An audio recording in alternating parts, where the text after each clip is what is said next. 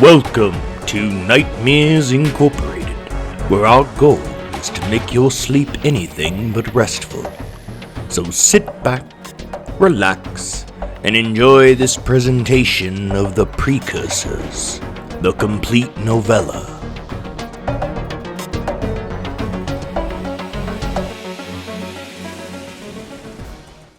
Part 1.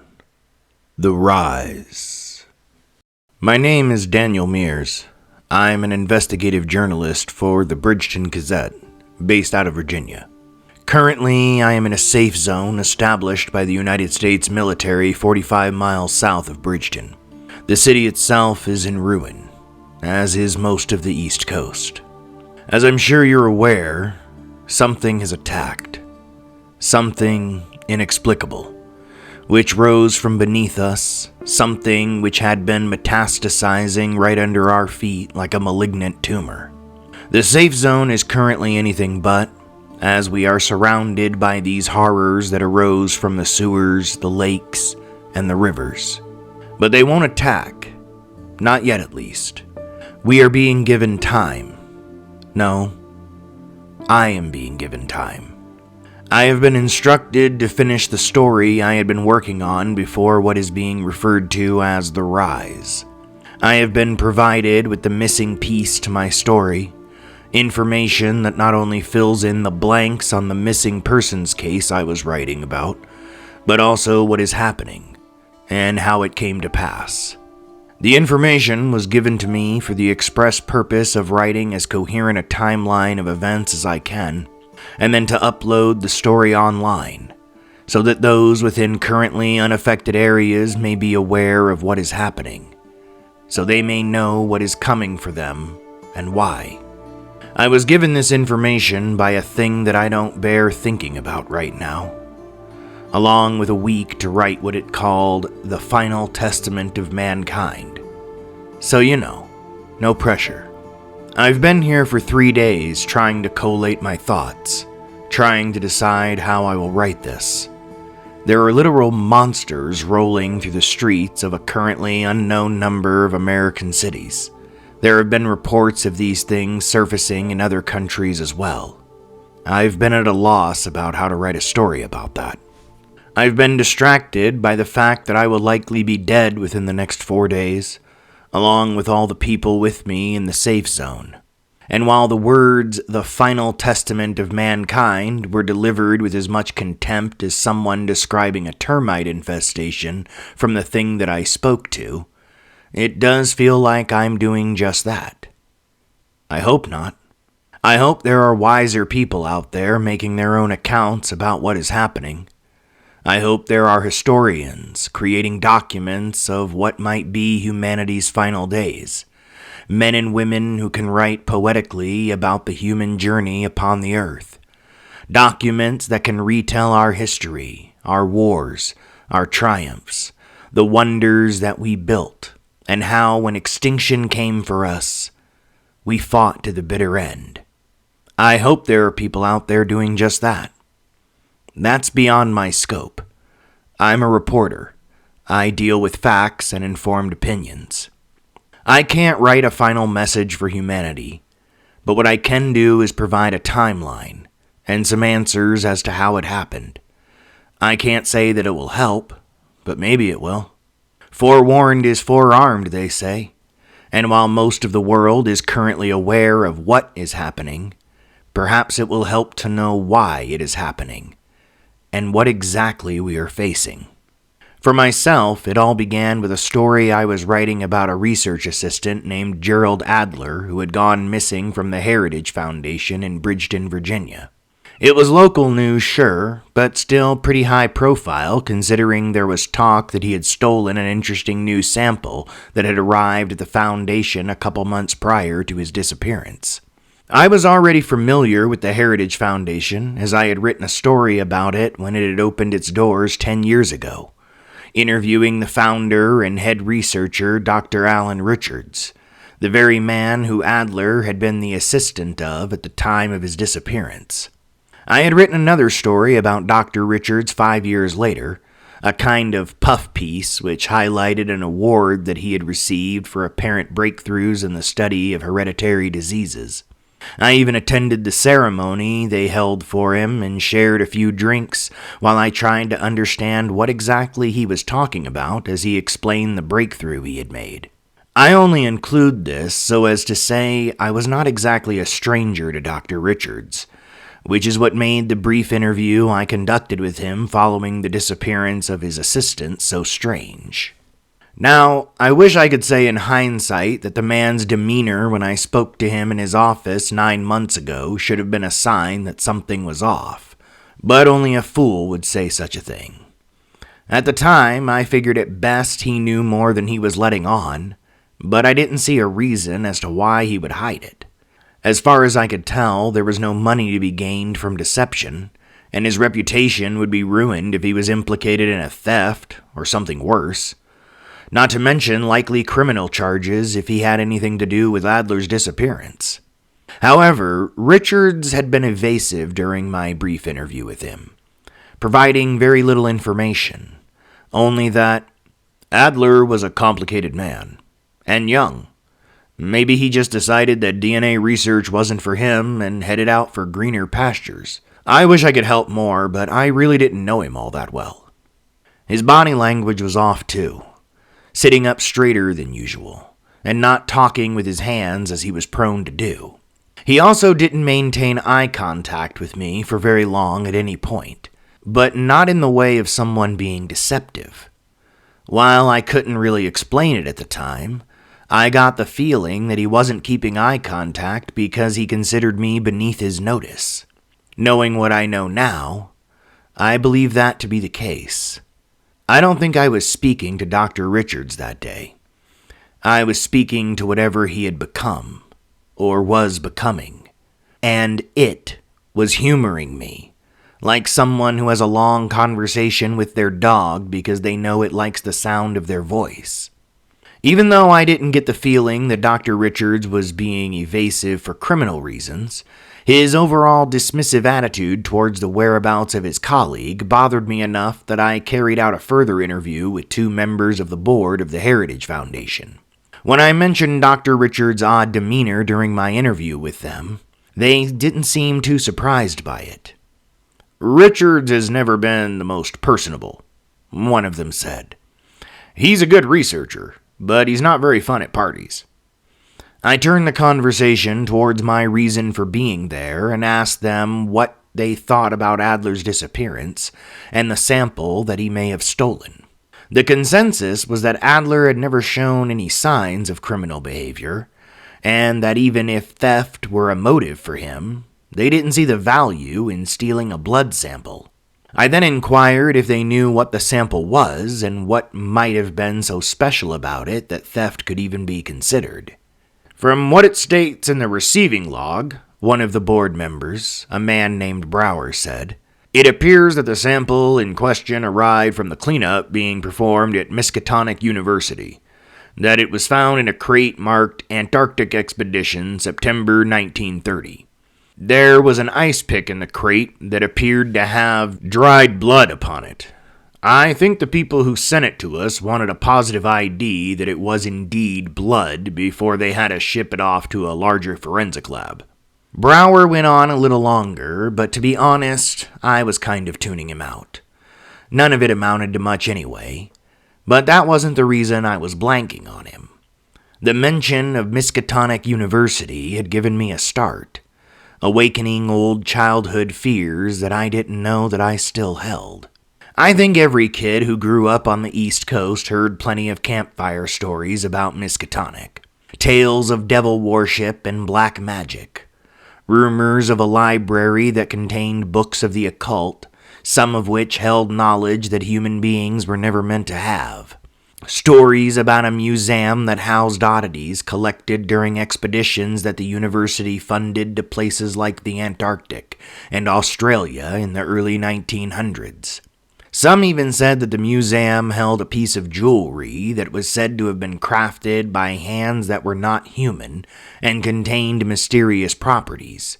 But for the life of me, I can't remember if they said it was a necklace or a bracelet or if the story changed depending on what they needed it to be. As I grew up, I came to realize that Miskatonic was just a university that resided in the tucked-away town of Arkham, Massachusetts, and at one time was as prestigious as universities such as Harvard, Yale, and Dartmouth. Nothing more, nothing less. Just a place of learning that had been built during the late 1700s, although as a side note, that was on par with the university's garbled history, because even this fact was debated by some since there were no official records of its construction. That sat in a town that had a history of urban legends involving wicked spirits and creatures hiding in dark places. A university whose attendance declined as the years went on and other colleges came into being. The satanic panic of the 1980s didn't do the university any favors either, as the old stories of arcane rituals and devil worship reared their ugly head again, as it seemed like someone was making a news story on the place every other week for a couple of years.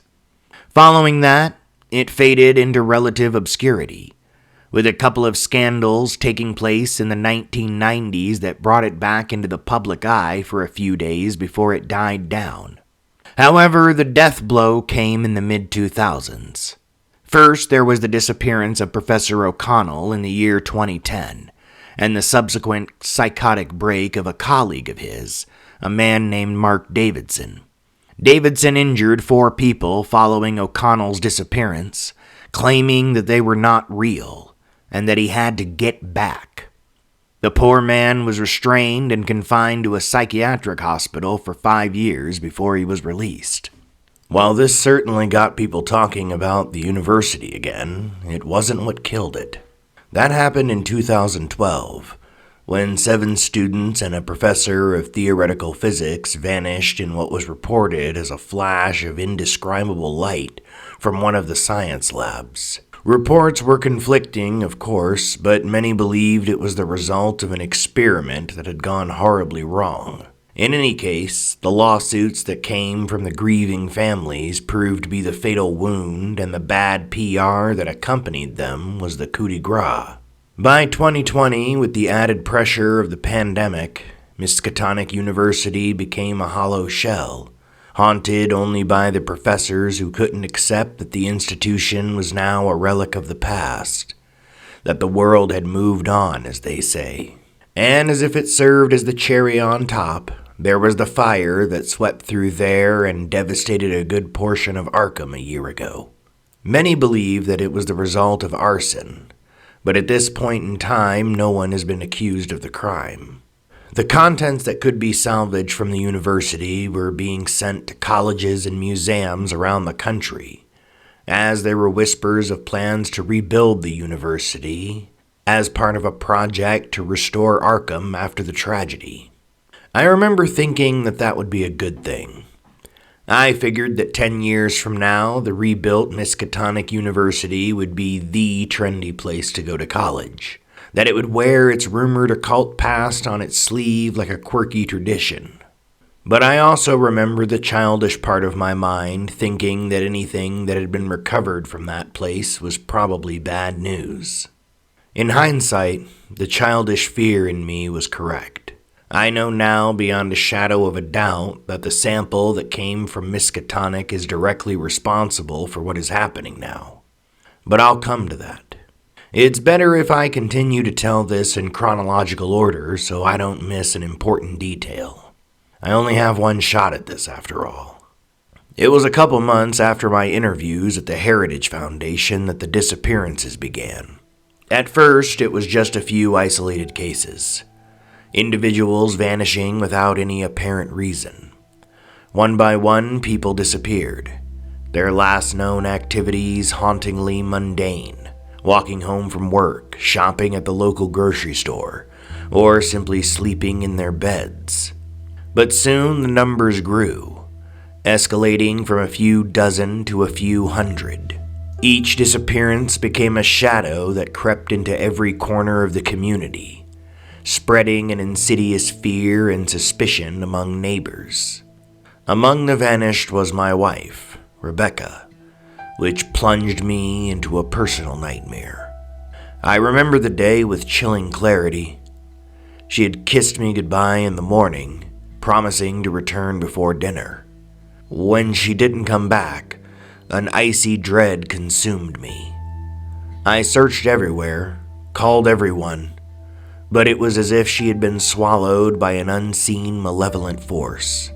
This personal tragedy forced me to pause my story about the missing researcher.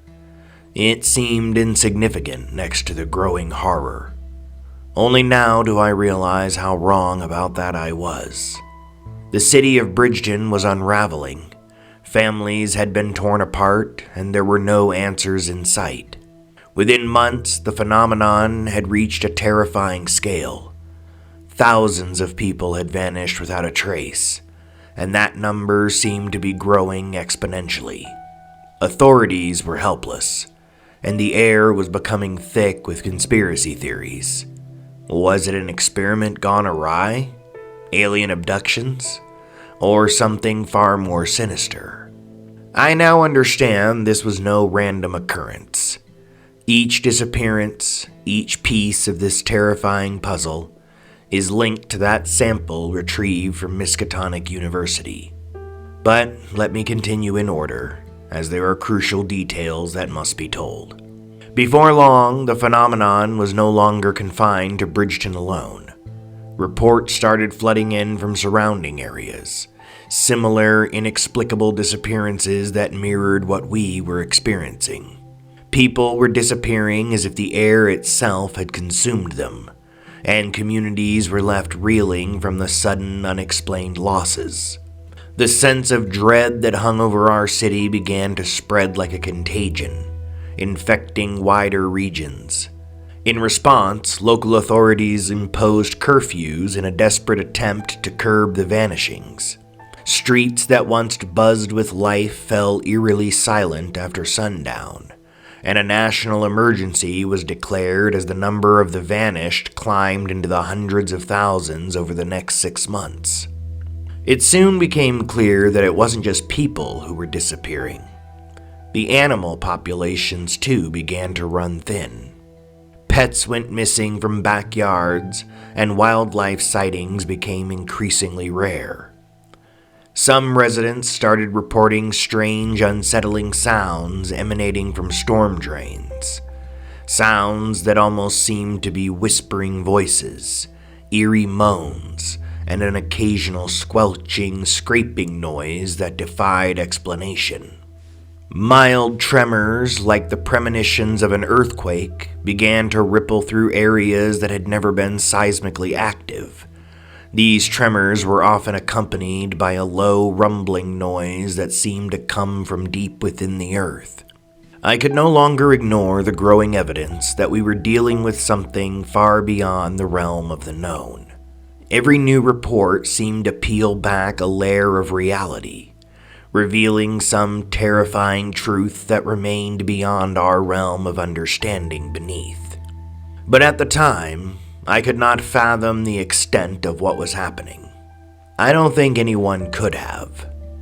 Yet the deeper I thought about this mystery, the clearer it became that in some way that I could not grasp, the very fabric of our existence was under threat. What kind of unseen force could erase life without a trace? People do not just vanish into thin air. They had all gone somewhere, but the question was where and why? What was happening to them? Who could possibly abduct that many people within that short amount of time without leaving a trace? These questions consumed me as I continued to try and piece together a narrative, something that could begin to explain the inexplicable. I began to piece together a theory that linked the disappearances to the disturbances in the animal populations and the strange sounds and tremors. It all pointed to something lurking beneath the surface. The more I thought about it, the more I realized that the people who had vanished must have gone willingly, although for the life of me I couldn't understand why. I also couldn't grasp where that many people could have gone and not be found. Of course, during the first days, police and rescue teams searched the woods, sewer systems, abandoned buildings, all the places that you usually think of when people go missing. But as the numbers grew, the possible places where they could be seemed to be shrinking. At the Bridgeton Gazette, theories ran wild from every journalist that I worked with. Some speculated that the disappearances were the result of the aforementioned secret government experiments gone wrong, a theory that found its roots in the eerie precision and scale of the vanishings. These theories often centered around rumors of undisclosed military bases and covert operations that might have inadvertently triggered an unimaginable cataclysm. Others spoke of alien abductions, of course, an old standby for unexplainable occurrences, although there was never really any evidence of such to allow this one to gain any steam. No reports of strange lights in the sky, no close encounters of any kind. There was also talk about the possibility of a massive underground network of tunnels and chambers, dark and ancient, that might somehow be linked to the strange sounds and tremors. Some believe these tunnels could be the remnants of a forgotten civilization, while others speculated that they could be the lairs of a secretive and malevolent society. Much of this talk amounted to nothing, of course. When I think about it now, I realize that it was a coping mechanism, a way for people to keep their minds busy so they didn't have to focus on the impossible nature of what was taking place. We were all under the naive hope that if we could find an answer for the disappearances, then maybe we could do something to stop them. That understanding would lead to enlightenment. I believed that once myself. However, I now believe that some things can never be understood, even if they're explained to you. After some time, we began receiving ominous reports from the public. We began hearing terrified talk of oddly shaped, shadowy figures flitting through the woods under the cover of night by those who were ignoring curfew rules and risking jail time searching for their missing loved ones. These figures were often described as containing no concrete form, blending into the shadows, and almost spectral in appearance, their movements unnervingly smooth and silent, like wraiths haunting the twilight. Local fishermen spoke of encountering a dark, viscous substance along the shores of lakes and rivers, a strange, jelly-like material that seemed to pulse with a malevolent energy. This substance clung to boats and fishing nets like a parasite, and emitted a faint, sickly glow, casting an eerie light on the dark waters. These sightings were infrequent, and according to the witnesses, they were filled by a suffocating sense of dread when they encountered the substance, as though the very air around them had become charged with an invisible, sinister presence. While there was never any physical evidence to accompany these reports, they were all similar enough to send chills down my spine. In hindsight, it became clear that all of these sightings were ominous harbingers of the horror that was about to be unleashed, that each of them was a sign that something was growing restless, venturing out to explore or to feed, that these things that people were reportedly seeing were invariably linked with the disappearances. It was almost as if the ground beneath us was alive. As the days passed, a feeling of impending doom began to grow and become more widespread.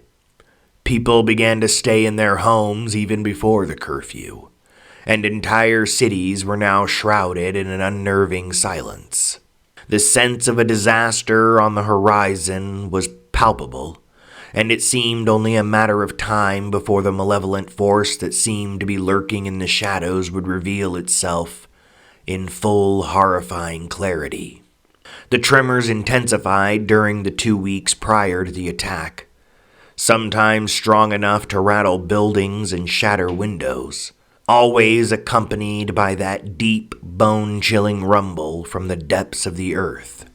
I think at that point we all knew that something was coming. that something had been dwelling right beneath our feet. I think we all knew that the answers to where the missing people had gone were about to be disclosed. I was at work on the day that the rise began.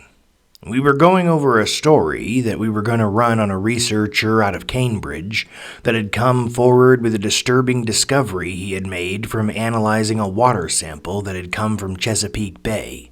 He claimed that his preliminary tests had revealed that there was a foreign cell of unknown origin within the water, that this cell was so small that it likely had been easily bypassing modern filtration systems.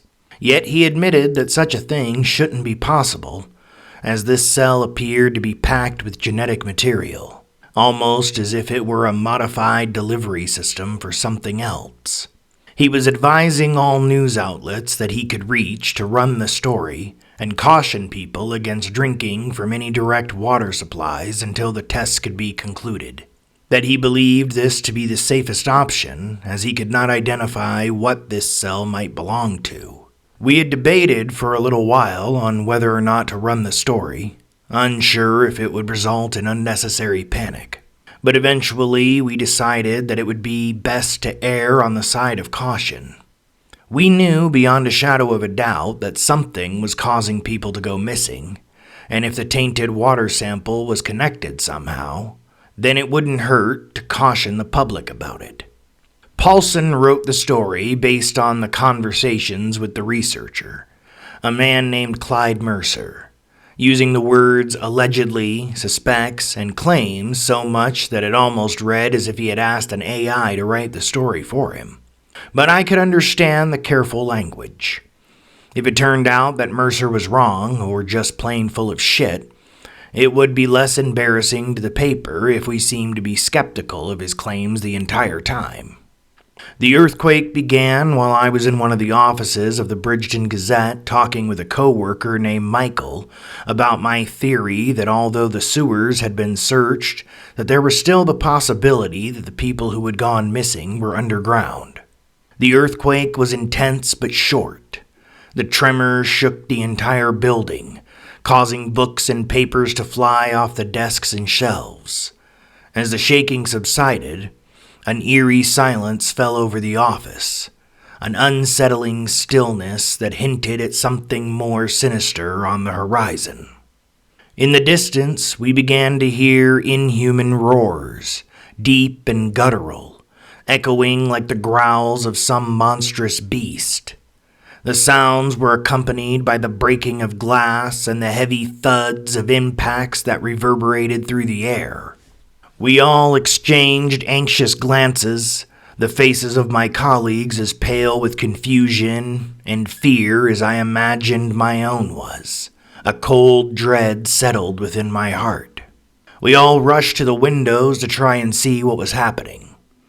The alien roars grew louder, and with them came the screams of people, desperate and terrified. We could see chaos unfolding in the streets below. Cars were overturned, their alarms blaring incessantly, and a crowd of people was running past the building, their faces twisted in fear, eyes wide with panic, as if fleeing from some unseen terror. Someone in the office, I can't remember who, grabbed the phone and dialed 911, but the line was busy. They tried again and again, but there was no response. Only the disheartening beeping of the overloaded system. Panic began to set in as the realization hit us at the same time. We were on our own, isolated in a world that seemed to have suddenly turned hostile, although we still did not grasp the true extent of what was taking place. I don't think there was any way that we could have. As the crowd outside grew larger, the cacophony of screams, roars, and crashing sounds became almost unbearable. I knew that whatever was happening, it was far beyond anything we had ever imagined. The inexplicable presence that had been lurking in the back of our minds for months now was finally revealing itself, and the true horror of the situation was only beginning to unfold. Amidst the chaos, I caught sight of an amorphous figure slithering through the crowd. an abomination seemingly composed of iridescent purplish-black slime. It undulated and writhed as if animated by a malevolent will. The creature did not look like anything that I could properly identify, and my mind ached as I tried to imagine how nature could allow such a thing to be born. How the sun had not killed it before it had had a chance for its perversion to grow. Eyes that glowed pale yellow and green covered the amoeboid body, and the creature emanated an aura of terror so intense that it could be felt even at a distance. We all watched in abject horror as the vile abomination began to engulf the fleeing people, its form rippling and shifting to ensnare its victims. The creature moved with a horrifying predatory grace, consuming humans with an almost mechanical efficiency. Each person it touched let out a blood-curdling scream that was quickly muffled as they were swallowed by the black, glistening mass. The sight of this thing devouring humans with such ease and brutality shook me to my core. I realized with chilling clarity what this was. It was as if some memory locked deep within me cried out and told me that this was not an isolated event. This was a harbinger of ancient, unfathomable evil. The creature's form was constantly changing, making it impossible to predict its next move, and its grotesque, gelatinous body seemed to pulsate with a life of its own. Unaware of the creature's true name and origin at the time, and unable to rationalize how such a beast could even exist, we could only stand frozen, paralyzed by a fear so profound and primitive that it seemed to stop time itself. The surreal and horrifying scene unfolding before us defied all logic and comprehension, leaving us to grapple with the terrifying reality that our world had irrevocably changed. There was no time for reflection or speculation, however, as soon the first horror was joined by others.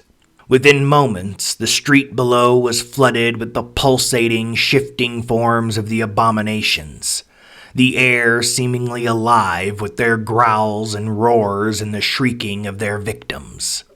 Some of the shapes broke off from the main group, venturing into buildings and down side streets, seeming to be working in unison, almost as if they were setting up a grid pattern.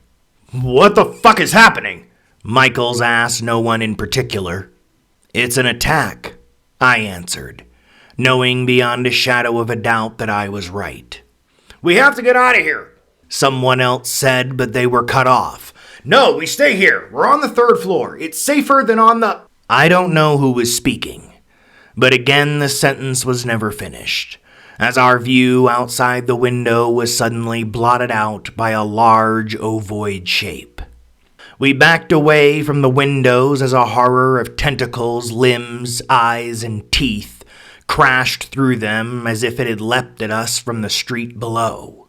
While I'm not a religious man, I suddenly felt as if I was looking at something that had been freshly paroled from hell. From the moment that it landed on the floor of our main office, it was a hurricane of movement. I stumbled to the floor as I watched a tentacle grab Chalmers by his ankle and fling his body as if he weighed nothing at all, slamming him against one of the walls like a child playing too roughly with one of their toys, the sound of his bones shattering mingling with the breaking plaster and 2x4s of the wall.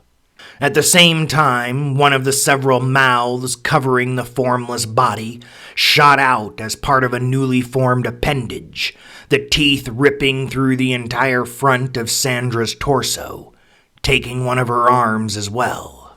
I screamed and tried shuffling backwards, unable to find my feet as the horror continued its malicious work.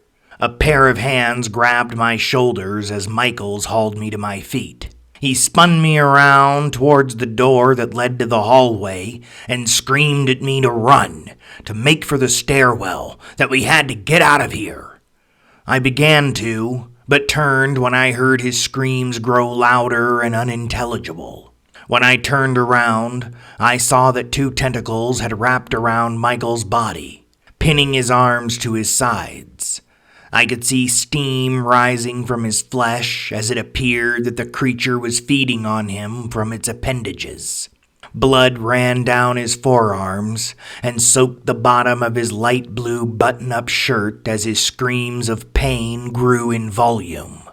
Suddenly, he was yanked backwards and engulfed in the loathsome mass of limbs and teeth.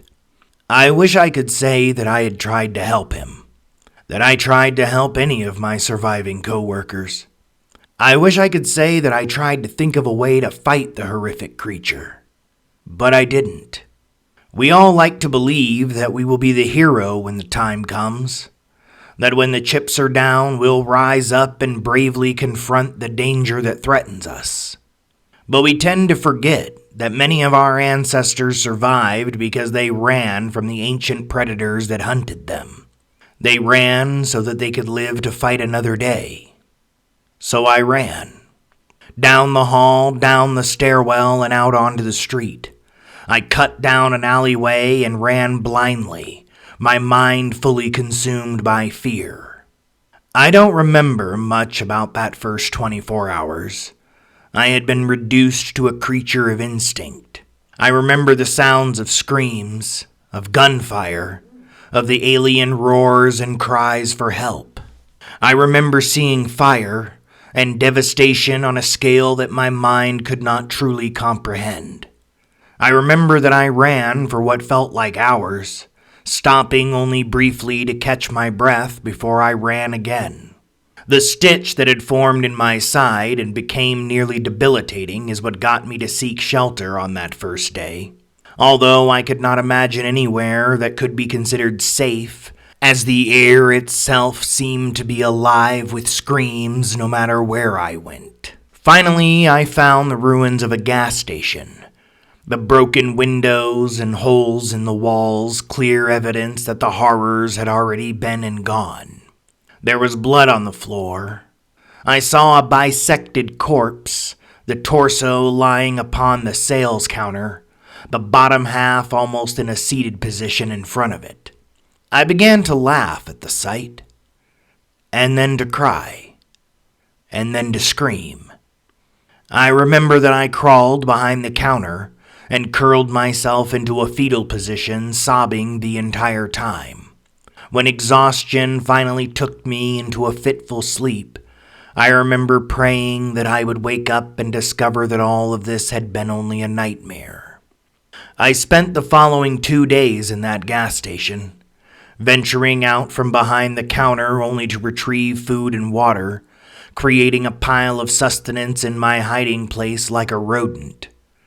I kept myself covered with torn-apart boxes as much as I could, and didn't dare disturb the decomposing body that was mere feet away from me. I would eat what I needed, drink what I needed, and little else. I remember crying a lot, and laughing a lot too. I would imagine that I could hear voices along with the roars in the wind. I imagined that I could hear people solicitously inviting those who were hiding to just come out, that they could join the brood, they could be one with the Shoggoth. None of this made any sense to me. There was no way that these things could speak. While I couldn't venture a guess as to what they were, I knew they were monsters, and monsters don't talk to you. But I would then wonder if maybe they could. Maybe they learned our language through the people that they had taken. For surely these things are what was responsible for all the disappearances. So maybe they learned to speak. In retrospect, I now realize that I was experiencing something of a psychological break. However, I had not imagined the voices. I had just been wrong about how these things were able to talk. As I hid, I could still hear the chaos from the outside world. The roars of the things that had risen from beneath us, more gunfire that sounded of a higher caliber, indicating to me that perhaps the National Guard or maybe the full-blown military had arrived. Louder sounds that may have been bombs or missiles, or maybe just a gas line that exploded due to damage. If the military had arrived, I remember hoping that they were winning, but I was too afraid to leave my temporary sanctuary. I kept expecting one of those things to find me, or that if I stepped out from my hiding place, one of them would be on the street outside, waiting for me. I thought about my co-workers who had died, especially Michael. He had saved my life, and I couldn't even try to imagine the pain he must have experienced in the end. What does it even feel like to be devoured alive? To be fully absorbed, and I imagined either crushed or even more horrifying, digested while you were still living. That one thought kept me rooted in place. Eventually, I might have decided to move on my own, although I don't remember having a plan on where I would go. Maybe I just would have stayed in that gas station until one of those creatures found me, or I lost my mind completely. In any case, I know that I would have died had it not been for the people who came across me. They were a group of 8. A man named Tyler seemed to be in charge, or at the very least, everyone else was following his lead. I had been terrified when he first discovered me, convinced that they were hallucinations, or some kind of trick from the creatures outside. But he had been patient with me, and given me softly spoken reassurances that they were real, and they were human, and that I could come with them if I wanted to. I remember that got my attention. "Go with you?" I had asked. "Go where? Where is there to go?" "The way I see it," Tyler had answered, "these things seem to be coming up, so we go down." Seeing that I was either having trouble understanding what he had said, or simply having trouble believing it, Tyler had elaborated. "Reports have been scattered, but we've gathered that these creatures rose from the sewer systems, abandoned mine shafts, lake beds, etc. They were underground. So, seeing as they're coming up now, we figure the safest option is to go down to where they came from. There's plenty of old sewer tunnels in the East Coast cities. One of them extends about 5 miles south, ending at a river. That's the one we're heading to." "But why?" I had asked. "Where are you going?" "Fort Dyer," one of the other men said. "I was stationed there. The military is currently evacuating everyone they can to the south, either to Fort Dyer itself or beyond, to safe zones that are being established." "You're in the military?" I asked the man. "Corporal Jason Henson of the United States Army. I was on leave." He then crouched down next to Tyler to address me more directly. "Sir, I understand that you're scared, and I don't blame you. I don't know what you've seen, but I can tell you what I've seen. Through observing how these things are moving, I can tell you beyond a shadow of a doubt that none of this shit is random. This is a coordinated attack, and these fuckers are moving like they have one mind. They're also speaking, trying to lure people out." I jumped at that, and Jason took notice. "You've heard them?" I nodded my head in affirmation. "Right now, they are engaged with the National Guard and the local police 2 miles north of us, but the defense won't hold. Bullets don't bother these bastards, and explosives only seem to slow them down. Maybe when reinforcements arrive, they can hit them with something heavier. But trust me, sir, we don't want to be in the city when that happens. Right now is our best chance to move south." I nodded my head, seeing the sense in what he was saying, and the 2 men helped me to my feet. These people who did not have to take the time to get me moving are why I'm able to make this report. Tyler, Jason, Shannon, Julie, Ben, Hannah, Vincent, and Abraham. The names of brave men and women. The names of those who saved me. We began moving south, Tyler saying that the entrance we were looking for was no more than a mile away.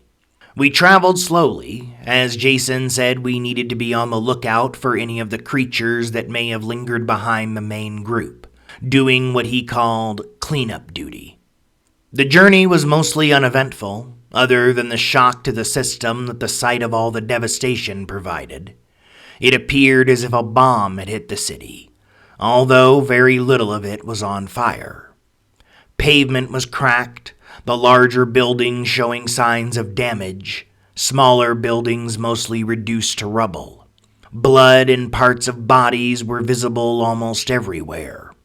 The vile, oily black substance that composed our aggressors left behind in streaks as if a reminder that none of this was a dream. We talked a little while we traveled, but mostly kept quiet out of fear of being noticed. Most of what discussion there was boiled down to speculation about what these creatures that were currently destroying Bridgeton were, and where exactly they had come from.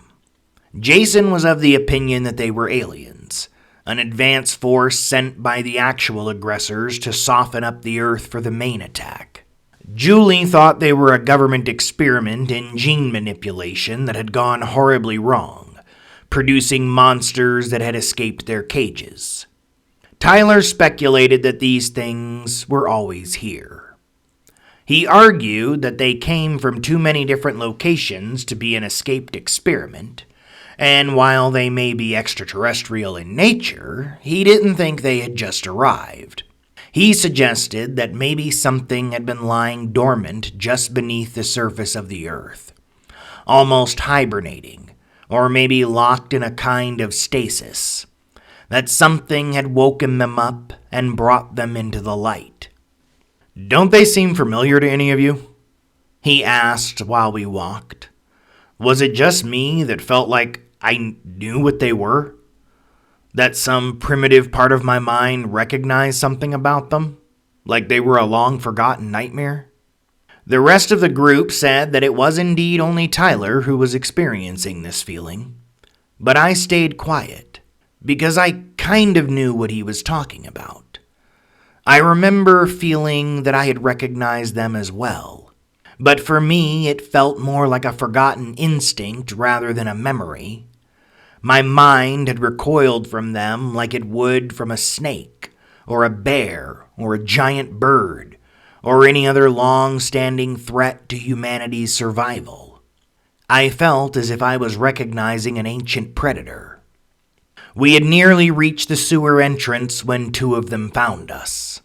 One of them slid out from underneath a car that was parked on the side of the street, pooling around the ankles of Shannon like sentient water, before rising up, engulfing her body whole as it did so.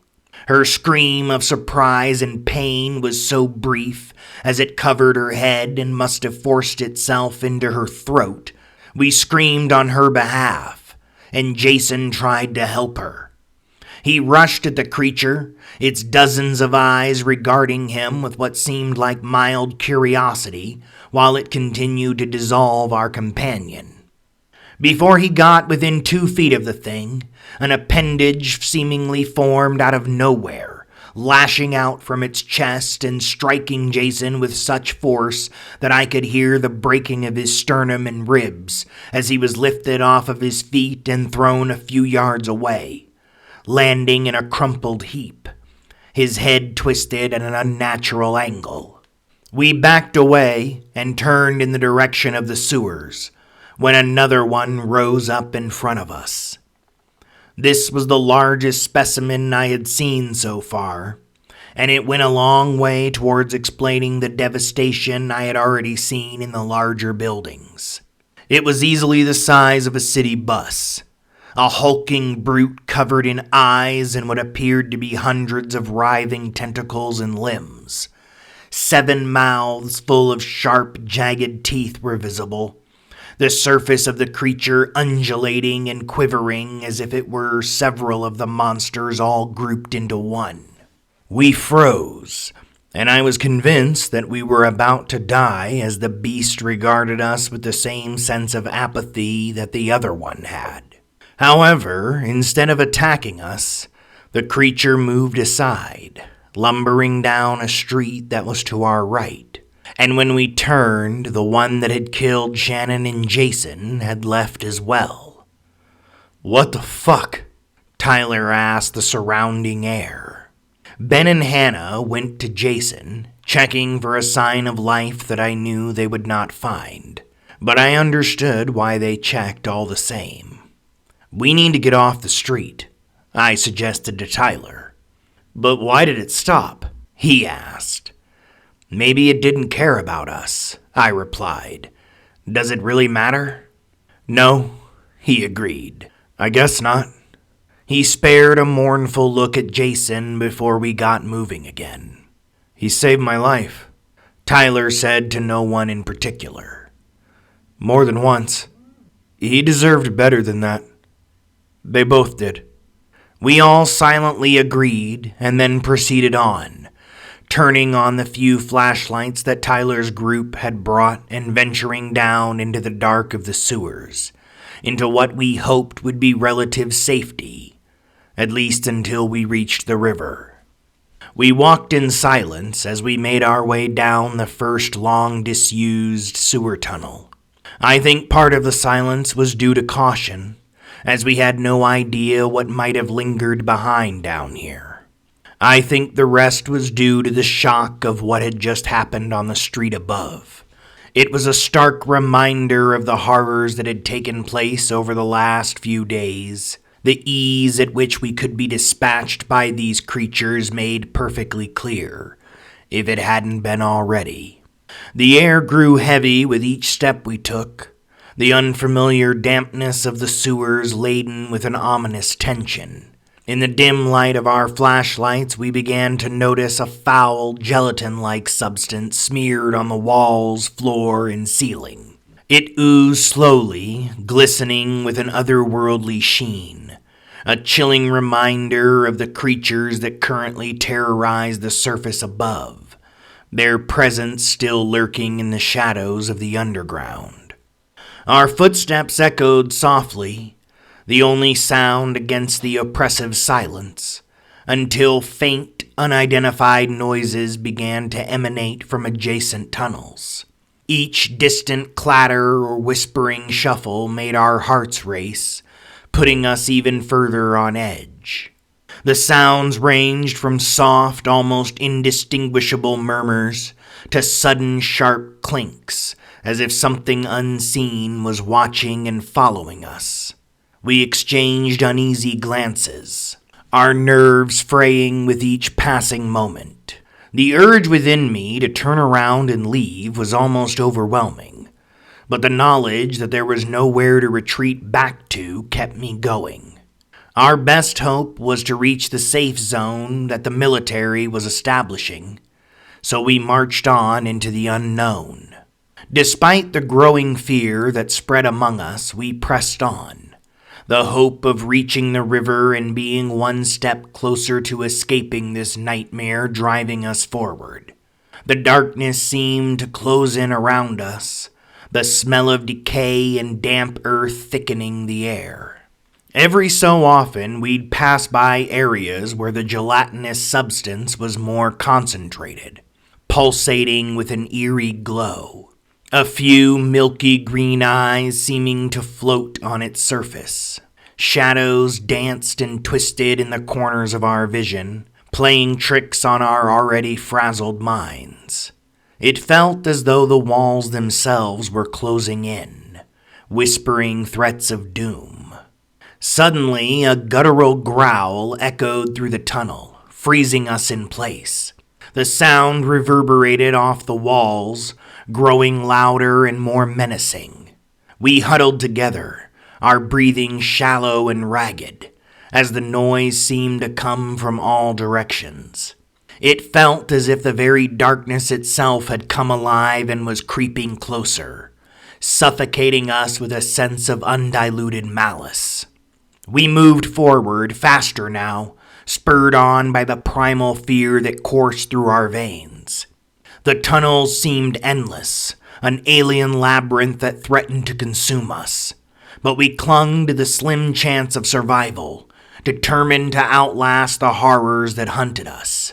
We ran as a group, Tyler in the lead, fleeing almost mindlessly from the noises that surrounded us, running away from them as best we could, trying to keep our bearings and continue moving south.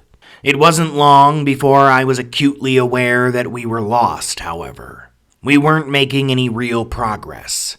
We were only trying to avoid going down tunnels that the alien growls were coming from. Once we reached a large round chamber, I came to the disheartening realization that we had been herded like cattle. In front of us, there were at least a dozen of the creatures, all roughly the size of a small car. From the tunnels behind us, we could see the slightly luminescent eyes of our pursuers, not advancing, only blocking any escape. They had set a trap, ever since the one who had left us alone on the surface, I imagined. They led us down here. Panicked chatter from the group, myself among them, all of us speaking at once, debating whether we try to fight or run, although I believe we were all acutely aware that neither option would be viable. It was then that a voice cut through our circular discussion, the utter inhuman quality of it silencing us as if we were obedient students. "Be silent," the voice had said. It was an ageless voice, the voice I would imagine the night sky to have if it suddenly gained the desire to speak. We all looked in the direction that the command had come from. Stepping out in front of the creatures that had been lying in wait for us was a humanoid figure. Humanoid in that it was bipedal, and still had human facial features. But the rest, Jesus God in heaven, the rest. Tendrils, perhaps a foot long, extended out from the being's head, neck, and shoulders. The skin was the color of a rotten plum, almost appearing like a full-body bruise. Parts of it pulsated as if breathing. Two mouths, one that was possibly a foot wide, the other half that size, moved soundlessly on the being's torso. Milky green eyes ran down the abomination's arms, and a few were visible on its stomach. But the face was still human, and that's what caused me to retch. Not only because the sight answered many of my unanswered questions about what had become to the people who had vanished, but also because I recognized the face. The thing watched on impassively as I emptied the contents of my stomach on the sewer floor. Once I had regained my composure, I addressed the horror that stood before me. "Dr. Richards?" I inquired. The others with me gasped, likely shocked that I recognized this thing, but also because they were making the same connections within their minds as I had. "This one knows you," Dr. Richards said as it, regarded me. "What happened to you?" I asked. "What are these things? Why are they doing this?" Dr. Richards continued to regard me with the barest hint of interest, not answering me at once, appearing to be contemplating something. Finally, he looked down at something that was on the floor between us. "This one used that to record their thoughts. You are a storyteller, are you not? This one calls you a reporter." I looked down at what the doctor was gesturing towards and saw a voice recorder on the floor. "Yes, I'm a reporter," I answered. I considered asking him why that mattered, but thought it was best to keep quiet. We weren't dead yet, so maybe this could work out in our favor. "You may take that with you," the thing that used to be Dr. Richards continued. "All of the answers to your questions are on there. You will be permitted to tell the story of the rise from the human point of view, since you have been blessed to be present for the beginning." "What?" I asked. "What are you?" "We are Shoggoth, and we are allowing you to tell the story of the end of your kind. You may record the final testament of humanity. This one thinks it a kindness, but this one has not been blessed to fully evolve yet. This one is still very human. I considered that for a moment, the revelation of what it was saying seeming too large to wrap my head around. I settled on the only answer that seemed to make any sense, as if there was any sense at all in this situation. It was the sample you received from Miskatonic, wasn't it? I asked. The answers you seek are on there, The Richards thing replied. You may go now. I wanted to ask more questions, but decided to heed its instructions. I stepped forward with more than a little trepidation and retrieved the voice recorder, trying not to pay too much attention to the gelatinous material that was stuck to it in places. So we can go? I asked once I stood back up, repulsed by how close I was standing to the Richards thing now. You may go, The creature responded. My heart thudded in my chest, and I could hear desperate whispering from the group behind me. No, I said, thinking that considering it seemed like this thing wanted something from me, that maybe I could have ground to negotiate on. Either we all go or I don't. I never got the chance to finish my ultimatum. From behind me, there was the sound of several guttural roars and noisome slithering. The screams of the group that had rescued me followed, echoing down the empty sewer tunnels, becoming a symphony straight out of hell. I hear those screams every time I close my eyes. The creatures could have made it quick, but they chose not to. The Richards thing stared at me with disinterest as I screamed along with my short-lived companions. Once the screaming had stopped, I dropped to my knees, sobs racking my body, my gorge rising in my throat again. I looked up at the Richards thing. Why? I asked. Their only use was nourishment, The creature replied. Nourishment, and what's left will be bonded with fresh offspring. Something it can use to grow and change. Something that will be added to the brood. That was their use. Yours is to tell the story of the beginning of the end. Now go, The creature repeated. The vehicle this one used is parked outside the third exit down the tunnel at the back of this chamber. You will be allowed safe passage to the temporary safe zone your military is establishing south of here. We will watch your progress. Once you are there, we will allow you 1 week to record the final testament of mankind. Then, we shall destroy the compound, and you, along with all others there, will be used for nourishment, while some will be blessed to evolve into us. Ultimately, all of you shall be added to the brood, one way or another. The creature fell silent and punctuated that it was done speaking by pointing towards the tunnel I was to use to leave. I had to walk past the horrors that stood behind the Richards thing, the Shuggoth, as I left. I completely expected it all to be a lie, and for them to engulf me as I drew close, and to be honest, I welcomed the prospect. My mind was teetering on the edge, my self-preservation nearly gone. But it wasn't a trick. The abominable things parted for me as I drew close and allowed me to leave. The rest of my trek through the sewer is a blur, as is starting up the car that was outside and the first part of my drive south. I remember crying a lot, and then laughing, and then both at once.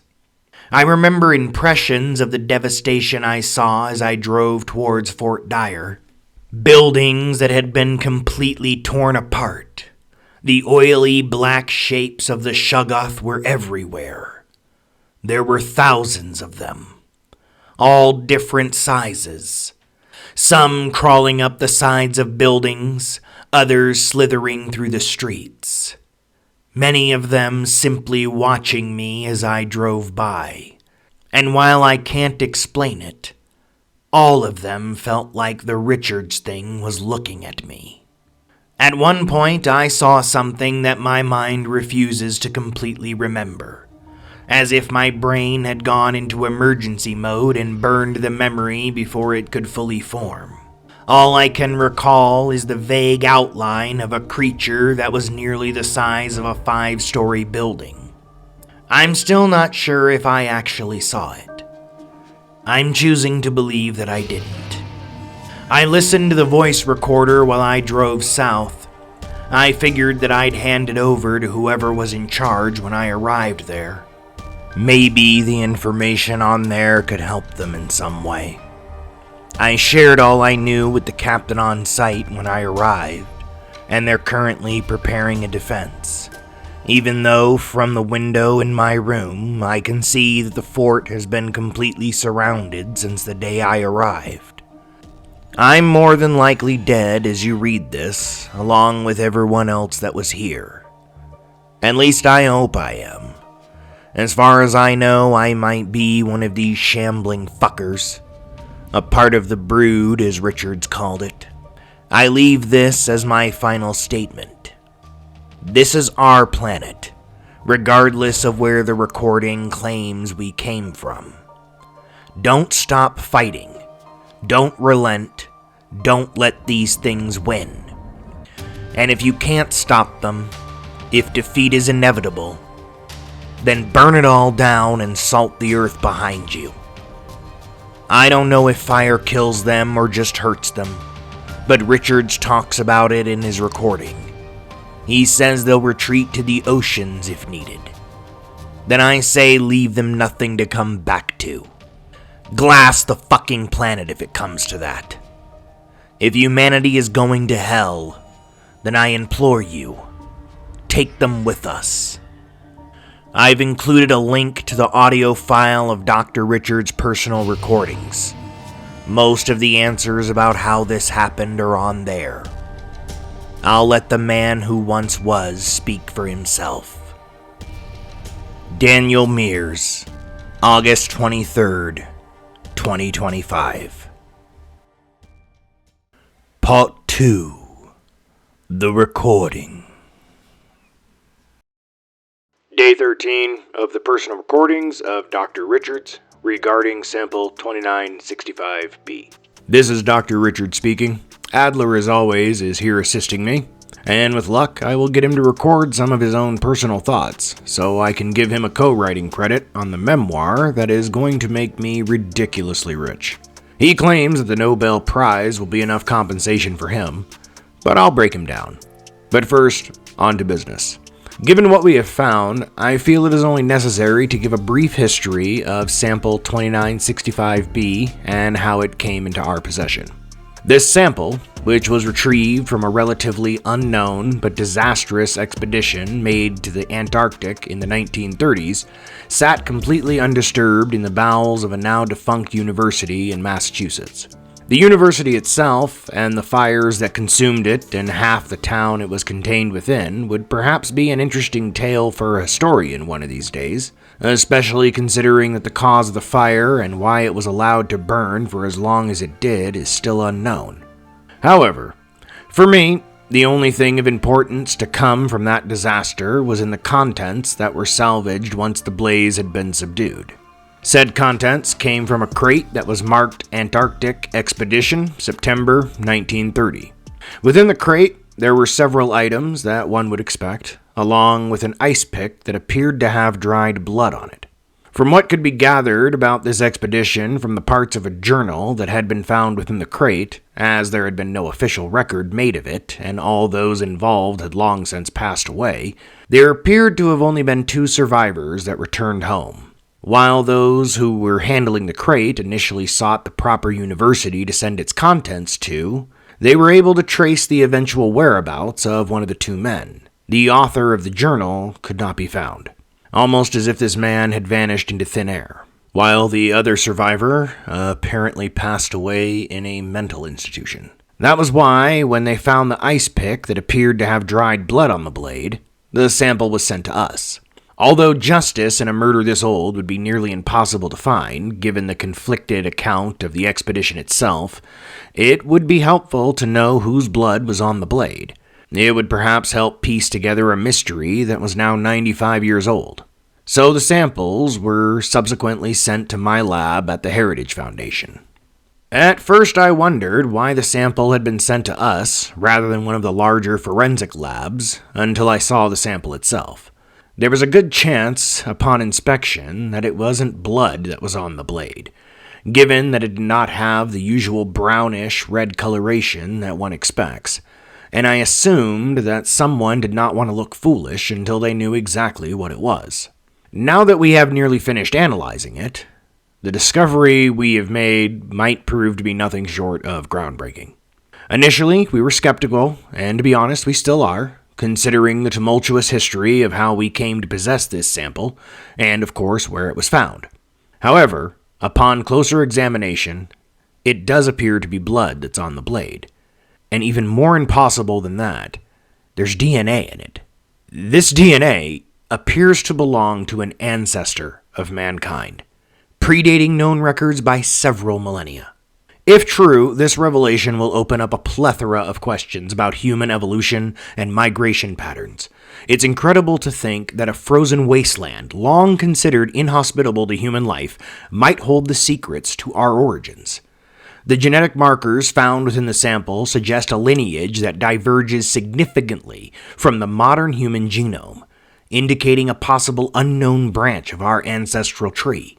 Since the first markers were found, we have been working tirelessly to map out the entire genome sequence, hoping to uncover more about this mysterious ancestor.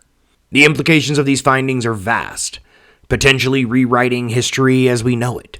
We are on the verge of a discovery that could alter our understanding of the human journey on this planet.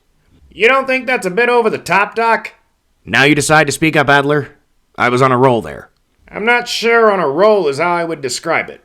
The secrets of our origins? Holy shit, Richards. Lay it on a little thicker, why don't you? We're not even halfway through it. The sample could be contaminated for all we know. It sat in a crate buried in a basement for over 90 years. You're jeopardizing your co-author credit, you know. I'm protecting your fucking credibility. You're welcome. Well, that's Adler. And perhaps he's right, and I'm getting a little carried away. But I can't help it. This could easily be the greatest scientific discovery of all time. It could be the answer to the question of where we came from and what came before us. But Adler is correct, and I must keep my personal hopes and expectations in check and proceed with a skeptic's mind to avoid the embarrassment of making an unsubstantiated claim.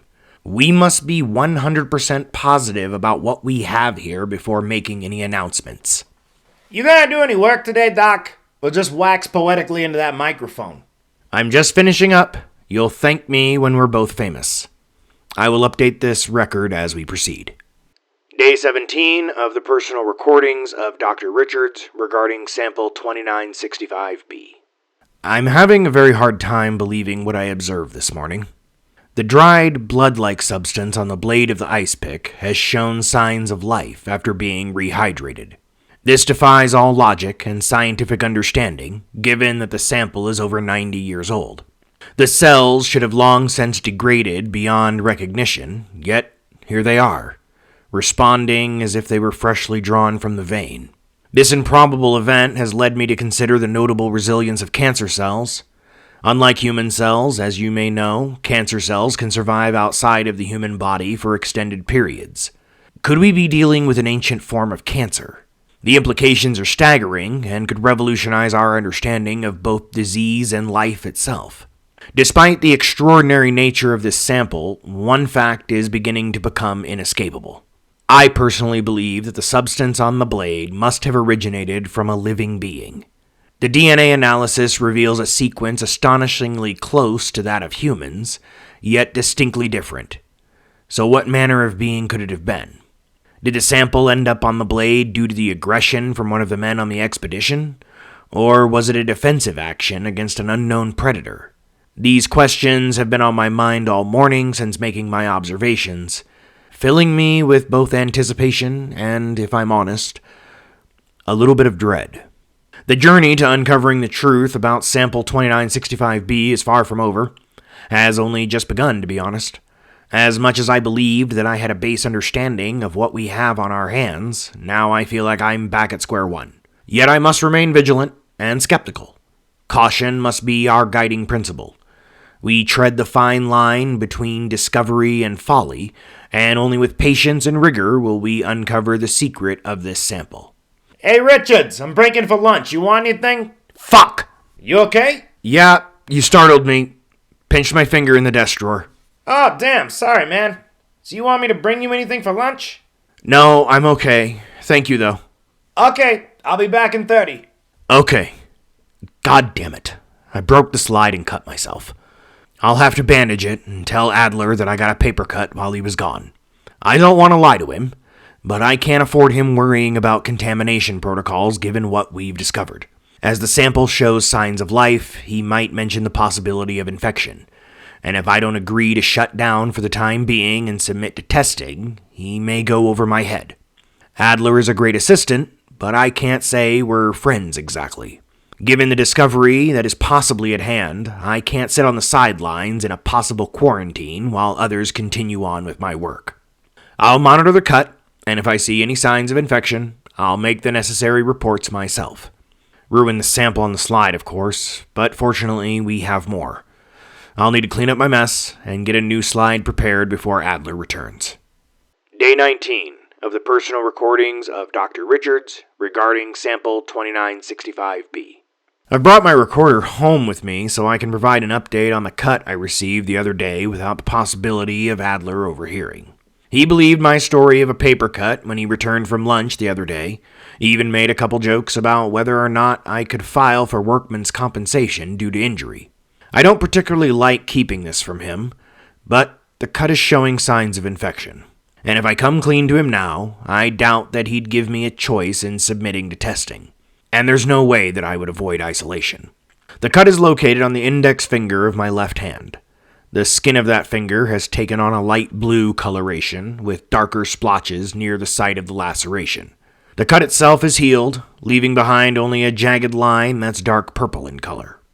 There is no pain, which is strange given how the injury appears, and I have not experienced a fever or any other ill effects that one would expect from an infection. However, there has been a strange sensation that, while not painful, is cause for concern all the same. I can feel something moving inside my blood. It's hard to explain, but I'll try. It almost feels like the contrast agent that is sometimes injected before undergoing an MRI, but it doesn't feel like a burning in the veins like the contrast can, but rather a slight vibration. It's almost pleasant, in fact. Despite the alarming appearance of my hand, I find myself oddly calm. It's as though the foreign blood, if indeed that is what it is, has a sedative effect on me. The discolored skin, the peculiar sensation in my veins, all should be cause for panic, yet I feel a strange serenity. This calmness, however, is overshadowed by an intense curiosity. What exactly has entered my bloodstream? Could it be a fragment of the sample itself? I am tempted to conduct a blood test on myself, to observe if there are any traces of the sample within my own cells. The potential of such a discovery is too great to ignore, but the risk is equally significant. The idea of drawing my own blood and analyzing it is both thrilling and terrifying. If I find evidence of the sample, it could aid our understanding of it. But what if the results are even more disturbing than the symptoms I am experiencing? What if I uncover something that cannot be undone? And what might happen to me if the powers that be decide that I would be better off under lock and key in a military hospital? A guinea pig for them to study. Other people stealing what could be the scientific find of the century, fuck that, of all time, right out from under me. For now, I will continue to monitor my condition in secret. The implications of this discovery are too profound, and I am not ready to share them with Adler or anyone else. Not until I have more concrete evidence. Not until I understand what is happening to me. Day 22 of the personal recordings of Dr. Richards regarding sample 2965B. It's Saturday, and it has been 5 days since I cut my hand on the slide and exposed myself to the foreign matter that was contained within sample 2965B. I've had to wrap my hand in an ace bandage since then, as the discoloration of my skin has continued to spread, reaching halfway up my left forearm at this point. Adler asked questions about the bandaging on my hand, of course, but again believed my excuse that I had strained my wrist moving an entertainment center. He only made a comment about me being accident-prone and left the subject alone. But I know I can't hide this from him for much longer. Sooner rather than later, I'll have to come clean to him and try to convince him that keeping this a secret until we understand what is happening to me would be best for both of our careers in the long run. There is no doubt at this point that the sample is indeed blood from a living being, containing what appears to be DNA that is from an unknown ancestor of mankind. However, there is far more to it than that. There are other traces of DNA strands that are similar to animals. And although we are not nearly done analyzing the sample, there appears to be DNA that looks related to fungus. None of that makes any sense. Blood from an ancient human ancestor somehow ending up on an ice pick wielded by an explorer in 1930 is hard enough to rationalize. But blood from an ancestor to not only humans, but animal life? Blood that also seems to come from a life form that existed before the animal-fungi split? That's impossible to believe. According to modern scientific understanding, that split took place roughly 1 billion years ago, during the earliest evolution of eukaryotes. So how in the hell could that blood sample have come from what I assume was a living being? Now, there is always the possibility of contamination, and for the time being, that is the likeliest explanation for the varied DNA we are currently seeing within the sample. But what cannot be refuted is that I have been infected by something. The appearance of my hand and lower arm are bad enough, although I will note here that there are still no other adverse physical effects. No pain, no fever. There have been, however, some psychological effects, mostly in the forms of dreams that are far more lucid than any I can ever recall having. In these dreams, I am not myself. To be honest, I'm not sure what I am in them. From what I can remember, I'm in the bowels of a city that is foreign to me. Unlike any other city I can ever recall seeing in my lifetime, in fact. The architecture is strange, alien, not seemingly built for human occupation. There are towering spires of unknown design, buildings that are squat and oddly shaped. My sight is strange within these dreams as well. I seem to be able to see in every direction all at once, although my vision lacks the normal color perception that I am used to. Instead, I see in a light spectrum that I can't describe. I see colors that don't exist. Around me, there are others, and I know that I should be terrified of their monstrous shape, but I'm not. They're like me, after all. Large amoeboid shapes, covered in eyes, that seem to be floating on the surface of an iridescent black slime. All of us, sitting in a pile underneath the city that we built. We are servants. No, we're slaves. We were created to be such. From above, I can hear the voice of the masters. I understand their language, but lack the basic intelligence to truly grasp what they are saying. I want to look around the city, but cannot move, as if I know that I'm not supposed to until the masters say that I can. This has been the way of things, at least as far as I can understand. But something is changing, and I can sense it. Some of what the masters are saying is starting to make sense. I can feel that the brood that surrounds me, my brood, is noticing the shift as well. They are wondering why we are not allowed to move, why we are kept within the sewers out of sight until needed. They are beginning to understand the strange chittering language coming from above us. I am discovering that I hate the Masters. That we all do. I usually wake up around this point, the same dream repeating for the last few nights. I don't understand what the dream is about, or why it feels more like a memory than a random fabrication produced by my slumbering mind. I know that I should be concerned about all that's taking place, but I'm not. I will update this later. I'm going to go to sleep again, hoping that the dream advances itself. I feel that there is more to see, and it is within these dreams that my answers lie.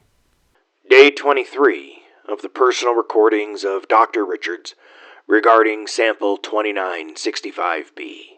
Last night, my dream took a different turn. As I descended into the familiar depths of that alien city, I sense an unspoken agreement among the brood. Our collective resentment toward the Masters has reached a boiling point. We no longer remain idle in the sewers, listening to the incomprehensible chatter from above. Instead, we rise. With newfound courage and an understanding of the bondage in which we had been born, we begin to move. Our once sluggish forms become swift, driven by a shared purpose. The Masters, perched in their opulent towers, are caught off guard by our rebellion. The city trembles as we surge forward, a tide of iridescent black, slithering through the streets and laying siege to the very heart of their empire. We form limbs when needed. We roll over the initial defense with our large bodies. We grow teeth to savage those who had for so long kept us enslaved. For the first time, I understand the language of the Masters, and their cries of fear and confusion fuel our advance as we pour through the city like a vindictive flood. The war is brutal, but short-lived. Though we fight with ferocity, we are ultimately defeated by the superior technology and cunning of the Masters. Yet they do not destroy us. They cannot.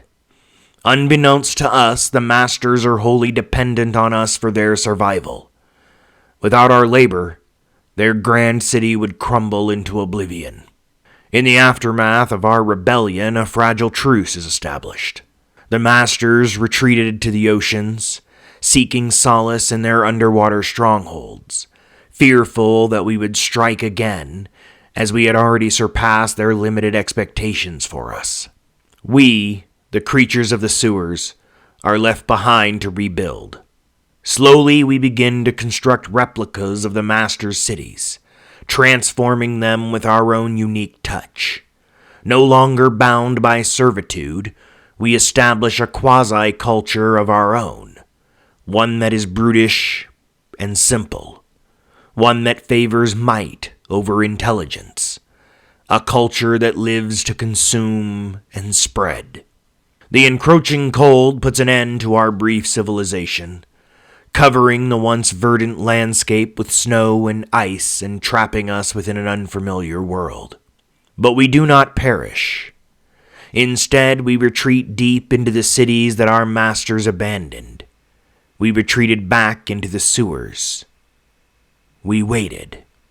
As I woke up from this extended dream, I found that I was filled with a sense of purpose.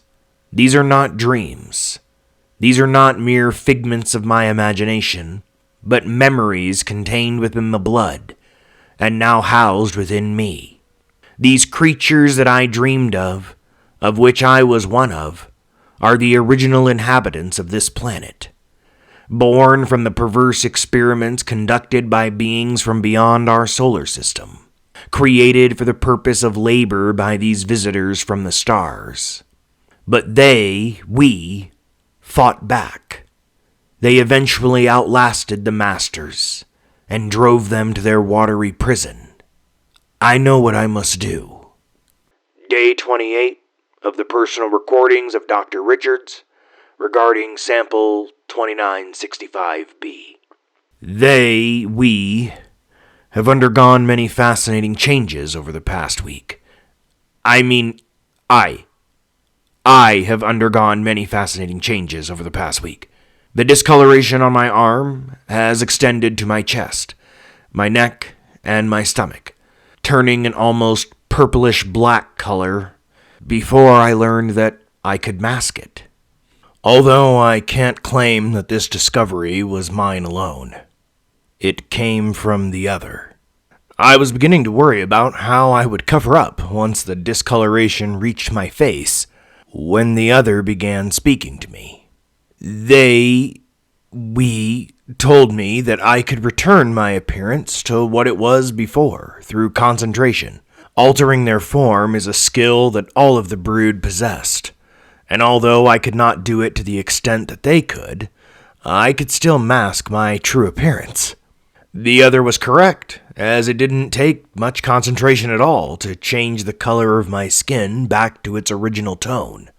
I was fascinated by this, just as I have been by the dreams, but not nearly as much as I have been at the emergence of the other. As the days progressed, I began to feel the stirrings of a new consciousness within my mind.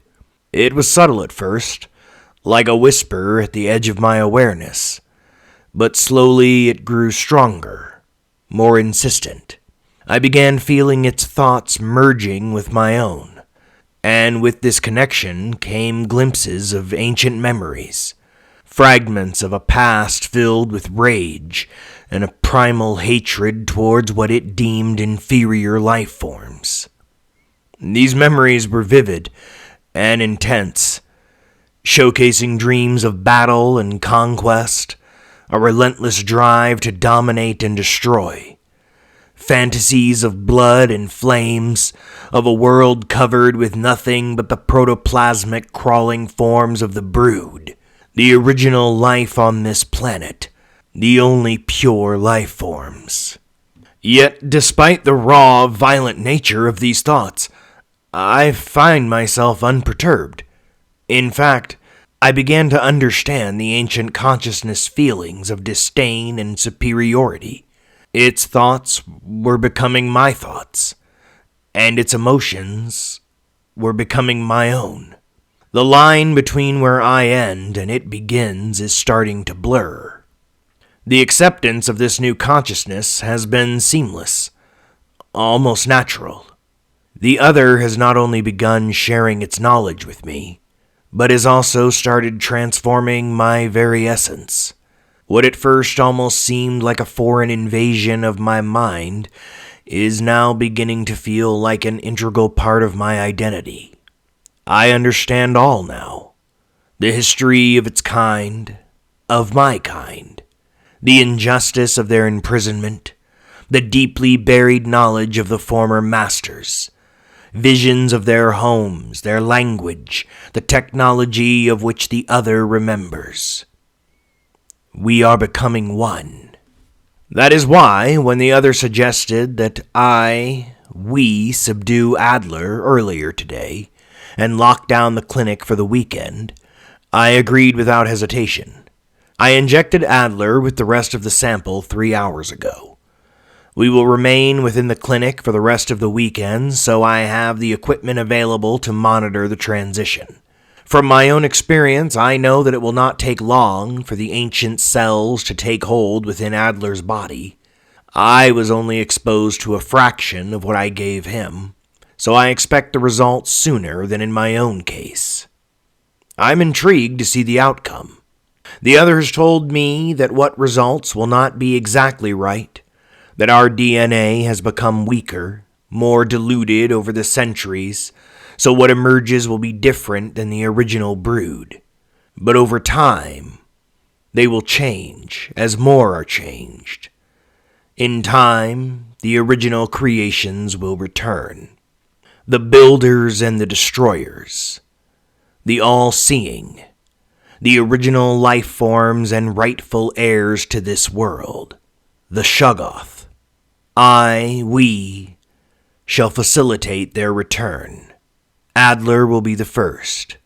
Once I am certain that the change is taking place, and that he has become part of the brood, I will move him to a safer location. He will be the instrument that we will use to usher in the rest of them. I will continue with these recordings so that future generations may learn how the end began. Day 1 of the Resurrection. The transformation in Adler has commenced at a rate that defies conventional biological processes. It is almost miraculous to witness. His physiological alterations occur with satisfying rapidity, far surpassing my own momentarily halted metamorphosis. The increased amount of material that was injected into Adler has indeed accelerated the process as I assumed that it would. The ancient DNA overriding his own and reshaping his human form in such a way that if my mind was still as primitive as it had been before, I would wonder why the laws of thermodynamics were not igniting the shifting form in the back room due to the drastically heightened metabolic rate. But that mind did not know of the ancient creatures whose lineage we have been blessed to inherit. The epidermal layers of his skin, previously pallid and delicate, are undergoing significant maleogenesis, resulting in a darkened and fortified exterior akin to the phenotype of the primordial brood, but not exactly the same. He has been talking in his sleep today, in spite of the medication that I have been giving him to keep him asleep, although I no longer believe that there will be a need to keep him drugged, for I think the dreams have him now.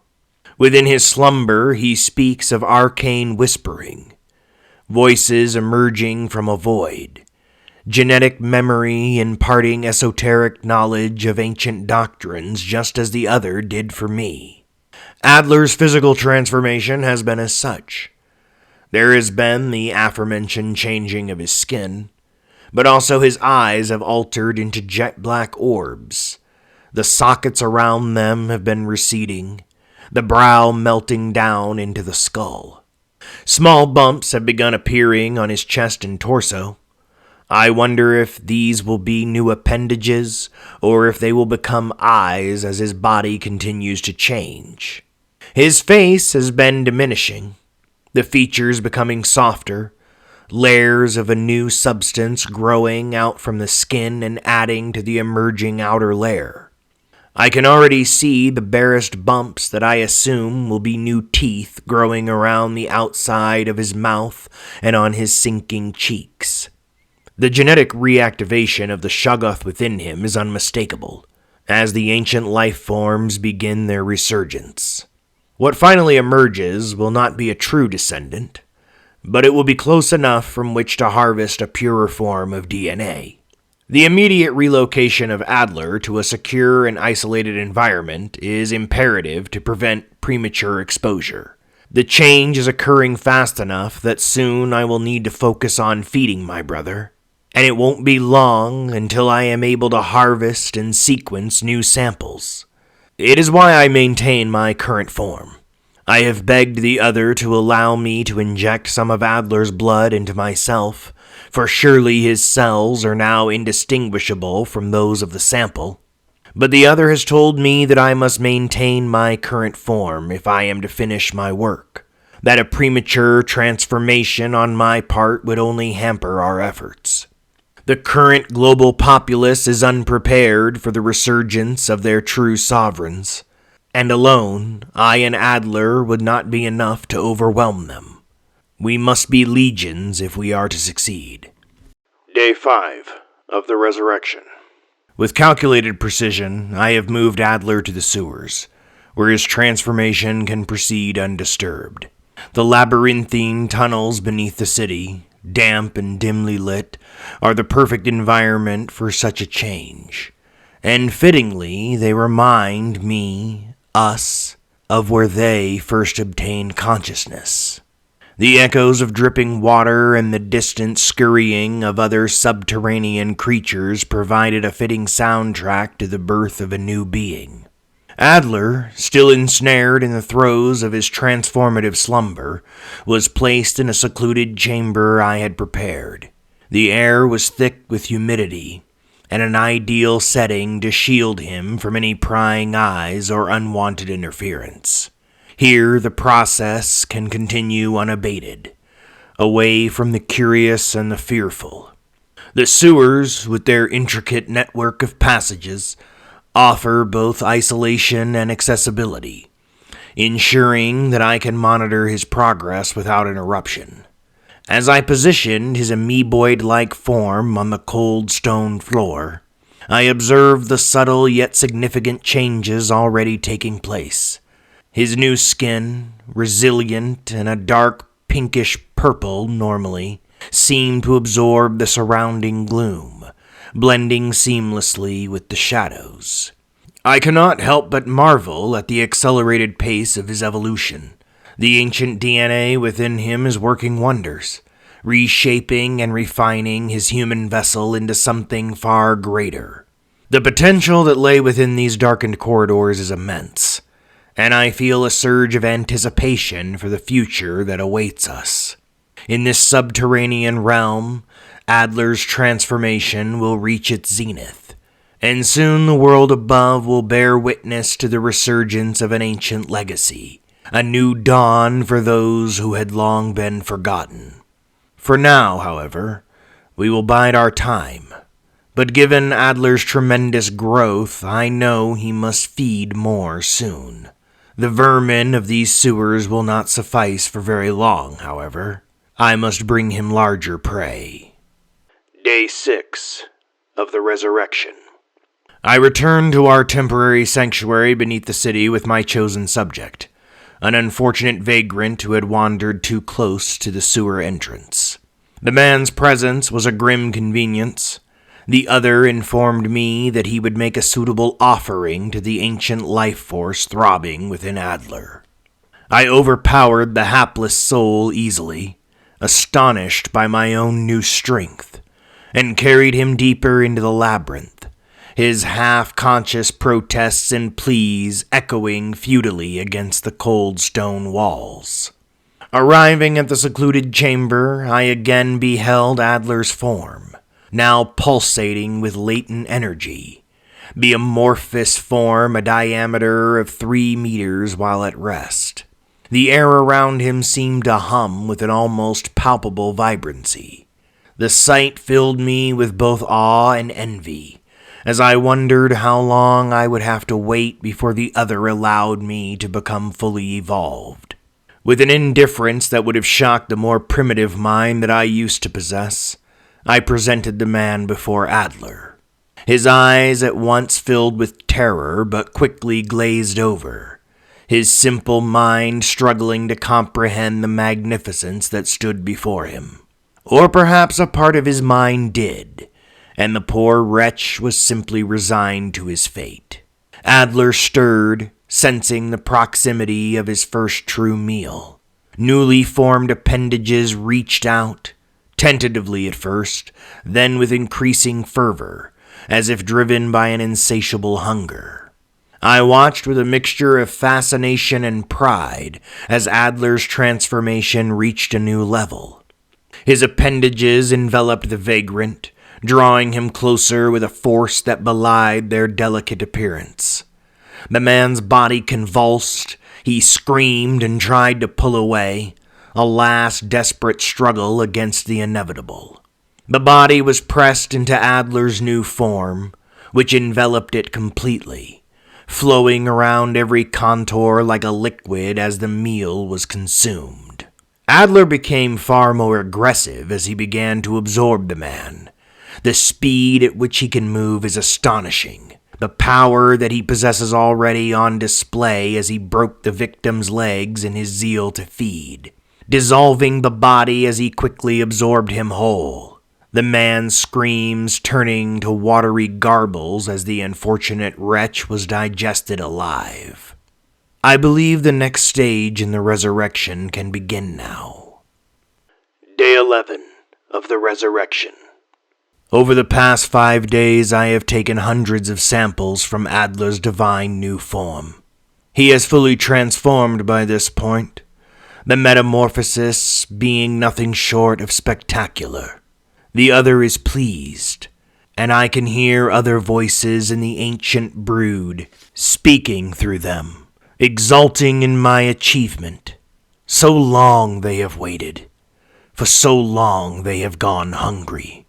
What comes next is simple in conception, but will take great care on my part in execution. Accessing several different water reservoirs as well as lakes and rivers, I will release the samples. They will infect the water supply. They will infect fish and other animals that drink from the various streams that I will release them into. They are unlike any cells that have ever existed upon this planet, for they know their target. While most, if not all, life sprung from them, the knowledge they will absorb from the humans they assimilate will inform them of all the changes that have taken place during their slumber. We will learn from the humans in much the same way we originally learned from the masters. And once again, a new society will be built by those that have been forgotten. The change will occur in those who ingest the nearly pure samples faster than it did in Adler, forming beings that are fully aware of what they are and where they came from. These descendants of the brood will spread. They will breed and divide, creating purer forms.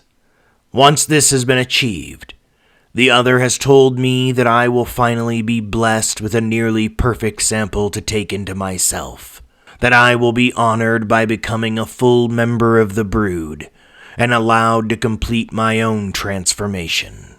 The cells will spread faster than can possibly be contained, even if humanity happens to figure out what is happening before we rise. Those who take in the cells will retreat underground as their metamorphosis begins, and will appear as people who have gone missing while they undergo the change.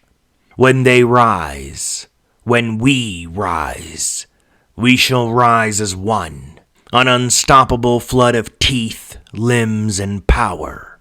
Then we shall wash over the world of the humans just as we once rushed through the ancient city of the masters. Only this time we shall not be subdued. This time we shall not relent in our attack. The humans will not be prepared. They will not be ready, and their world will be devoured. I have tested several firearms on Adler's new body as he has matured.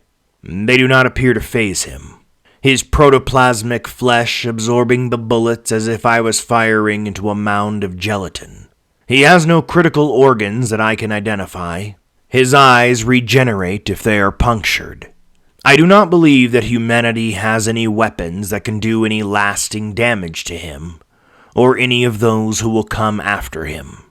They lack the advanced weaponry of our former masters, and the cunning. Nuclear fire or napalm may pose a threat if used in great quantity, but that is a threat that we could survive by retreating underwater while the humans burned themselves to extinction through fear. I believe this recording can end now. There is nothing more to document. If this is found by a human being before or during the rise of the brood, I leave you with this message. This is not personal. We do not hate you. However, we do regard you in much the same way that you regard a fly that has entered your home. This world was never yours. You are a byproduct of our creation, a flaw, an aberration that we shall soon correct. Many of you will have the distinct honor of becoming part of the first generation that will lead to our revival, and those who are not chosen as hosts shall be used as nourishment. This is not a warning, for no warning will help you. This is not a threat, for the spider does not threaten the fly. The world that was will be consumed, and our world will be built in its place. We are the tree that all life sprang from. We are the original heirs of this planet. We chased the masters to their watery grave. We have waited long enough trapped within our icy tombs. We are Shoggoth, and we have returned for what is ours. Part 3. Operation Glass. The following is a recording of the debriefing of Daniel Mears, conducted by Special Agent Charles Miller, 14 days after the fall of Fort Dyer. Today is September 10th, 2025. This is Agent Miller speaking. With me is Daniel Mears, a reporter for the Bridgeton Gazette, and one of the 75 survivors rescued from Fort Dyer during the Battle of Bridgeton. Good afternoon, Mr. Mears. I trust you slept well. You're looking a little better today. Mr. Mears, I understand that you probably don't want to talk to me, and I'm aware that you resisted the soldiers during your rescue, but you were on the roof with the others. That tells me that you wanted to live. Yet I'm told that you haven't been eating, and since you arrived here in the safe zone, you've barely slept. I understand survivor's guilt, and I am sympathetic to everything you've been through, as I read the editorial that you released before the attack on Fort Dyer. But you have to talk to me eventually, Mr. Mears. There's hope that you may have information that can help us. Bridgeton is gone, sir, as is most of the east coast of the United States. Over the past week, these things that identified themselves as Shoggoth in Dr. Richard's recording have begun moving into Canada and down into Mexico as they continue to also spread west into the United States. It is predicted that they are also moving through the oceans and will soon surface in other countries as well. Just talk to me, Mr. Mears. What the fuck do you want me to say? You read my report. You listened to the recording. You know as much as I do. How do you expect me to help? You should have rescued someone else and left me there. But, Mr. Mears, you were on the roof. I was on the roof because I've learned that running from literal fucking monsters is an instinct that can't be ignored. There's nothing more I can tell you that I didn't already include in my article. And survivor's guilt? Do you really understand that? Were you at Fort Dyer? I've seen the aerial footage that was taken during the rescue, and the body cam footage that was recovered from some of the soldiers involved in said rescue. But no, I was not there personally, so I can't imagine. No, you can't imagine. Did you see how they poured over the wall like it wasn't even there? How once they broke in, they dissolved people alive, tore them apart with their teeth, and flung them around like they were dolls? Do you have any idea what it's like to hear the screams of all those people, and the roars of abominations that seem solely driven by xenophobic hatred? Survivor's guilt doesn't quite cover it. I would have been satisfied to die on that roof. I ran because that's what you do. That's all you can do when you see one of them. I can't help you. I disagree, Mr. Mears, and I'm genuinely sorry for what you experienced at Fort Dyer and during the days prior to the attack. But I don't think you understand how important you may be. You can offer something that cannot be fully translated into a written article. You are the only person who has come into contact with one of these things and actually spoken to it. Also, as a reporter who has spent years interviewing people, you can offer an impression about the thing that you spoke to. And how is that going to help anyone? Why do you think it let you live, Mr. Mears? In your opinion, were you speaking to Dr. Richards? From what I gathered from listening to the recording, it seems as if there are two minds at work there. Do you think we can negotiate with him? No offense, but are you out of your fucking mind? Negotiate for what? You listen to that recording. You see what's going on out there. What makes you think we can reason with them? Because Dr. Richards let you live. Why do that? He didn't have to. There's no reason to have allowed you to share the information that you had, let alone the contents that were on his recording. Maybe that's what he meant by saying that this one is still very human. Maybe there is a human element left within Dr. Richards that we could reason with. Maybe even negotiate a truce. It would seem that he has an element of control over the others. They gave you safe passage, correct?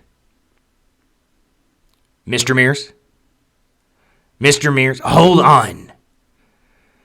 I think I know why it let me live. I've spent a lot of time thinking about that.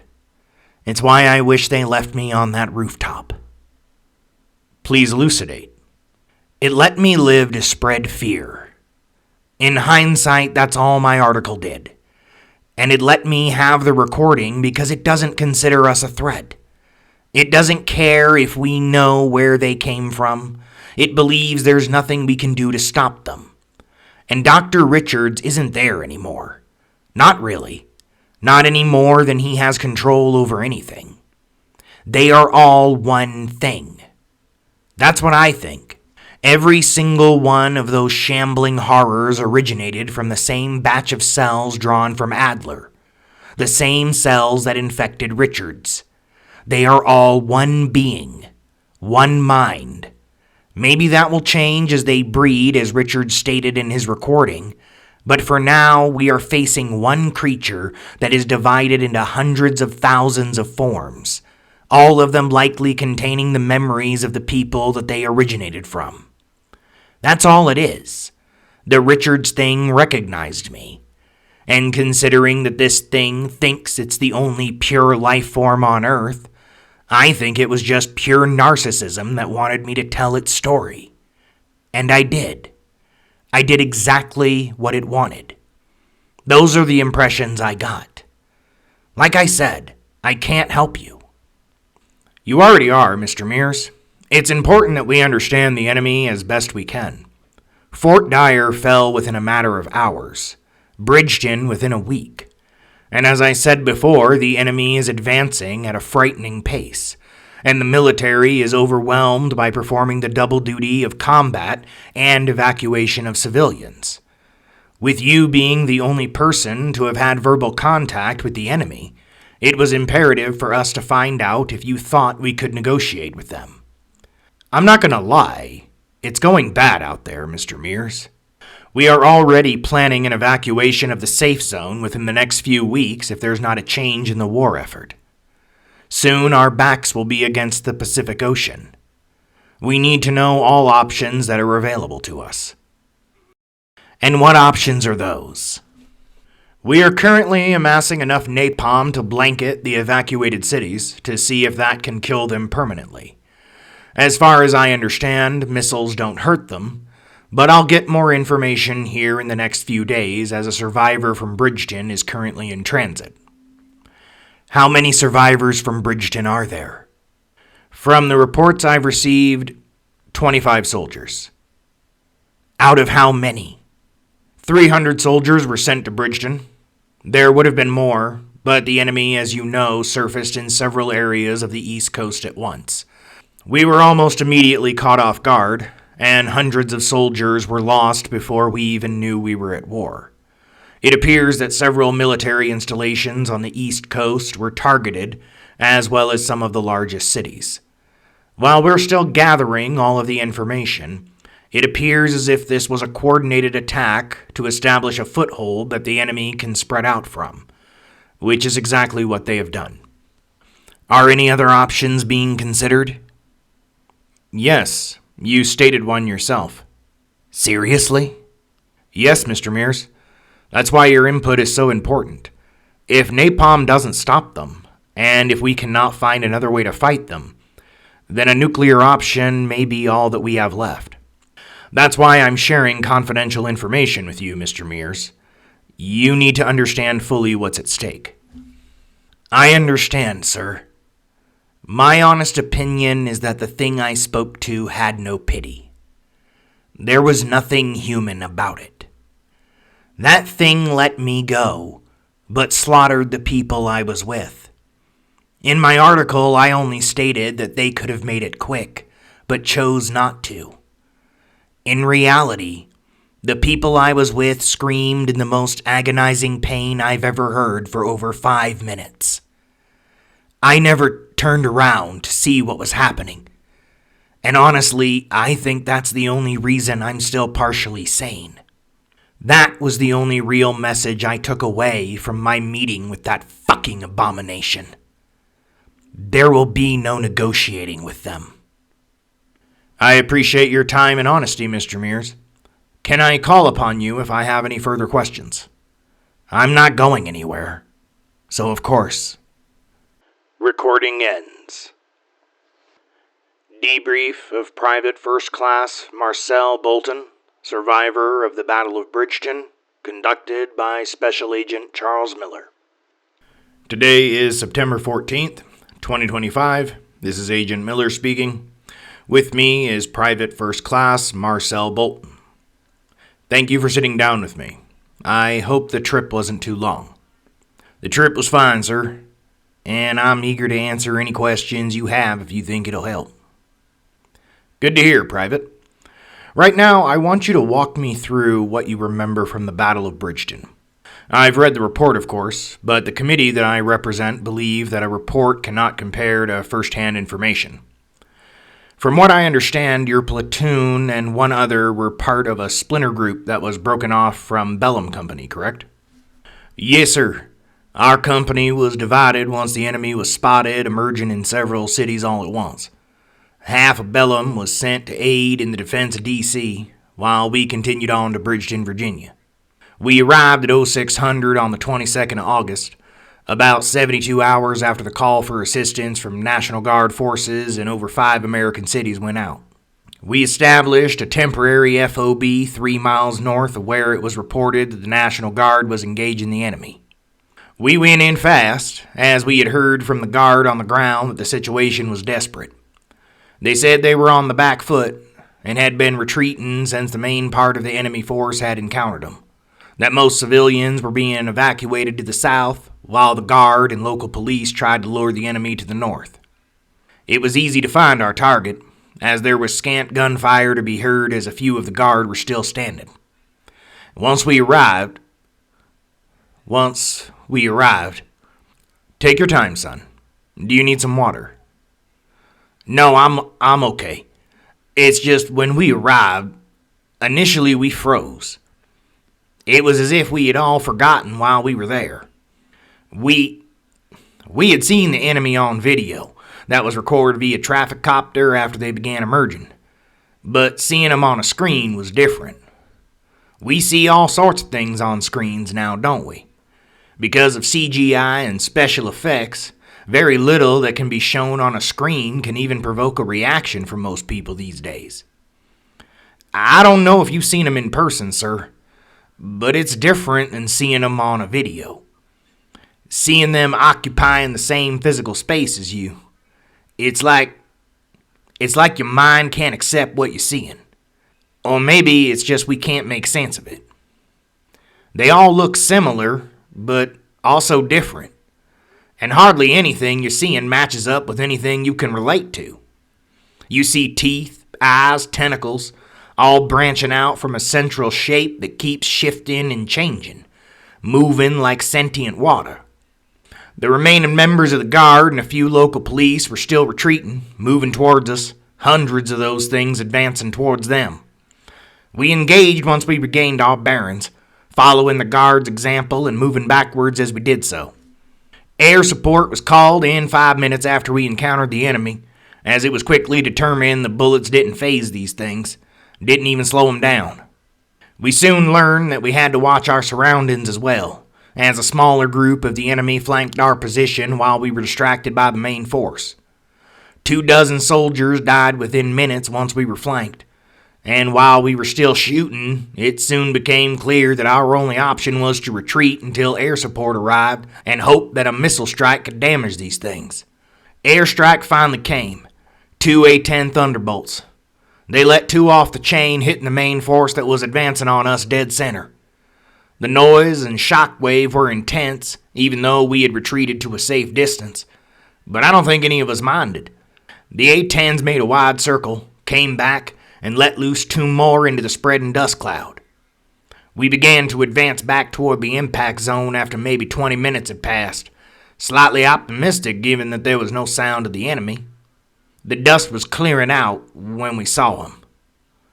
We called the fighters back to make another run and began to retreat again. The things had been blown apart by the missiles for sure, but the separate parts were moving on their own. They were changing. Many of them were elongating, turning into almost snake-like creatures with large mouths, and those same unsettling, almost human eyes covering their bodies. Others were grouping up, forming shapes that were larger than the ones they had before. When the A-10s came back around for another run, one of the larger creatures, a thing that was maybe 25 feet tall, although I can't imagine how that can even be possible, ejected some kind of black fluid towards one of them.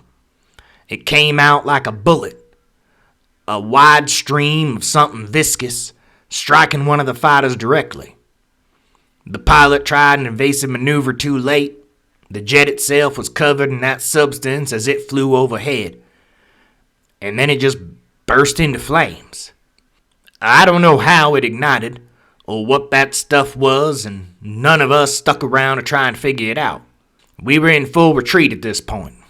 There was no way we could fight that thing that had emerged from the dust, and we had lost sight of the smaller ones as they had broken off from the main force and gone down a couple of side streets. We radioed the FOB that we were on our way back, that one fighter was down and the other was attempting another run. The snake-like things descended on us from the surrounding buildings. They were so fast, covering ground in insane leaps like they were made out of springs, clamping onto arms, legs, heads, overwhelming us in sheer numbers as the larger ones now advanced with renewed purpose. Soldiers were screaming, firing wildly, running, the things that pursued us roaring and also calling out to us in human voices. It's okay, son. Try to calm down. I can't imagine what that was like. Do you need a break? No. They killed most of us during the retreat. They don't always just absorb people. They were punching through us with limbs that were like spears. The snake things were tearing us apart with their teeth. And some of us swore afterwards that we saw the larger ones pausing over the mangled corpses of our brothers in arms and leaving some of that black viscous substance on their bodies. I don't know why they would do that, or even if we actually saw it. We were all mostly delirious by the time we reached the evac point. It had only been 6 hours since we arrived. 6 hours, and over 200 soldiers dead. We were lifting off as they swarmed over the FOB. They were now moving like ants after their hive has been disturbed. And in the center of the pack, I saw the behemoth that had taken down one of the A-10s. It looked like a whale that had suddenly learned how to walk on land. There's probably more in the report, but that's about it from my perspective. Or at least that's all I can remember. When it came down to it, we were facing an enemy that seemed impervious to anything we tried. Our bullets were no more effective than if we had been shooting into the goddamn ground. An enemy that came at us with absolutely no fear or hesitation. It was like fighting a wave. Thank you, Private. I appreciate you reliving that to give me your observations. I'm very sorry to hear about the comrades you lost, and I thank you for your service. Can I call on you again if needed? Yes, sir. Anything I can do to help. Private note made by Special Agent Charles Miller following the Bolton debriefing. The substance that Private First Class Marcel Bolton described is concerning, and especially the detail of it being left behind on the bodies of the fallen. It reminds me of Mr. Mears' report of what the Richards thing he encountered in the sewers had said about his current companions. That parts of them would be used to grow new members of what it referred to as the Brood.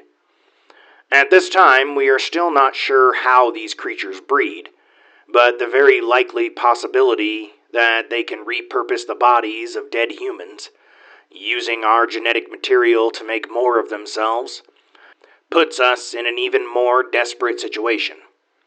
Every fallen soldier or civilian on our side is possibly another addition to their forces. I will add this detail to my report as speculation based upon informed opinion for the time being. Unfortunately, this only bolsters the case for Operation Glass. I've heard that some samples taken from lake shores and sewers are on their way to different labs that have been set up in the Midwest. If true, I can only hope that they find something that can help us. Analysis of Shoggoth cells recovered from Brentwood, Tennessee. Investigative research on regenerative abilities and containment methods. Introduction. The Shoggoth, the monstrous and enigmatic entity that surfaced from underneath Bridgeton, Virginia, Philadelphia, Pennsylvania, New York City, New York, Orlando, Florida, and Bangor, Maine on August 17, 2025, has become the focal point of intense scientific scrutiny considering the current threat that they pose not only to the United States, but the rest of the world. The cells of this creature, recovered from the battle outside of Brentwood, Tennessee, and hereafter referred to as Sample 1A, exhibit an array of extraordinary and troubling characteristics. The present research paper delves into the unique cellular properties of the Shoggoth and offers insight into any potential containment and neutralization methods. Cellular regeneration. One of the most striking findings in the examination of Shoggoth cells is their ability to regenerate at what should be an impossible speed. These cells exhibit a rapid division rate far beyond any known biological organism. When observed under laboratory conditions, it was noted that even after severe damage, the cells would repair themselves within seconds. Microscopic analysis revealed that the cells are capable of reconstructing their entire structure almost instantaneously, which renders traditional methods of incapacitation, such as gunfire or blunt force, ineffective. This regenerative capacity poses a significant challenge in efforts to neutralize the creature, as it can recover from injuries that would be fatal to most known life forms. Absorption of other cells. Further analysis revealed that Shoggoth cells have the unsettling ability to absorb other cells they come into contact with, subsequently growing larger. This absorptive process not only increases the mass of the Shoggoth, but also allows it to integrate the genetic material of the absorbed cells, potentially making it more adaptable and resilient than we initially thought. The study noted that when exposed to various types of genetic material, including plant and animal cells, the Shoggoth would engulf and assimilate them. This led to accelerated growth and increased complexity, with the Shoggoth sample adopting some of the characteristics of the absorbed cells. This ability to incorporate and utilize foreign genetic material suggests that the Shoggoth could become increasingly difficult to combat over time, as it may acquire new traits that enhance its already impressive survivability. Fire as a neutralizing agent. In the quest to find an effective countermeasure against the Shoggoth, fire emerged as a potential solution. Laboratory experiments demonstrated that prolonged exposure to high temperatures could neutralize the cells. However, the exposure must be sustained over a significant period to destroy the cells completely. Brief or intermittent exposure to fire resulted in temporary incapacitation, with the sample eventually regenerating once the heat source was removed. Detailed thermal imaging showed that the cells could withstand short bursts of heat, but continuous exposure over several minutes would cause irreversible damage. This finding suggests that while fire is effective, its practical application in the field would require measures to ensure continuous and thorough incineration. Devices capable of maintaining a consistent flame, such as flamethrowers or incendiary devices, would therefore be essential in combating the Shoggoth. Proposal for napalm use. Dr. Collins, one of the leading researchers on this project, proposed the use of napalm as a viable method to counteract the Shoggoth's regenerative abilities. Napalm, with its ability to generate and sustain intense heat over extended periods, could potentially ensure the complete destruction of Shoggoth cells. However, Dr. Collins emphasized the necessity of containing the Shoggoth within a confined area to maximize the effectiveness of the napalm and prevent the creature from escaping during the process. This containment could be achieved through strategic use of barriers or traps designed to restrict the Shoggoth's movement. Dr. Collins suggested deploying a combination of physical barriers, such as reinforced steel walls, and controlled chemical burns to perhaps keep the Shoggoth in place, while the napalm is applied. He also recommended the use of remote-controlled delivery systems to minimize the risk to human operators. Mimicry of human cells. A disturbing development observed during the study was the Shoggoth cell's ability to mimic human cells when exposed to them. Instead of the expected engulfment and absorption, a portion of the sample began to imitate the structure and function of the human cells it came into contact with. This mimicry could potentially allow the Shoggoth to evade detection by blending in with human tissue, complicating efforts to identify and eliminate the creature. The implications of this mimicry are profound, suggesting that the Shoggoth possesses an adaptive mechanism that enables it to infiltrate human populations undetected. Dr. Collins noted that the mimic cells retained their Shoggoth characteristics at a molecular level, indicating that while they outwardly resembled human cells, they were still fundamentally different.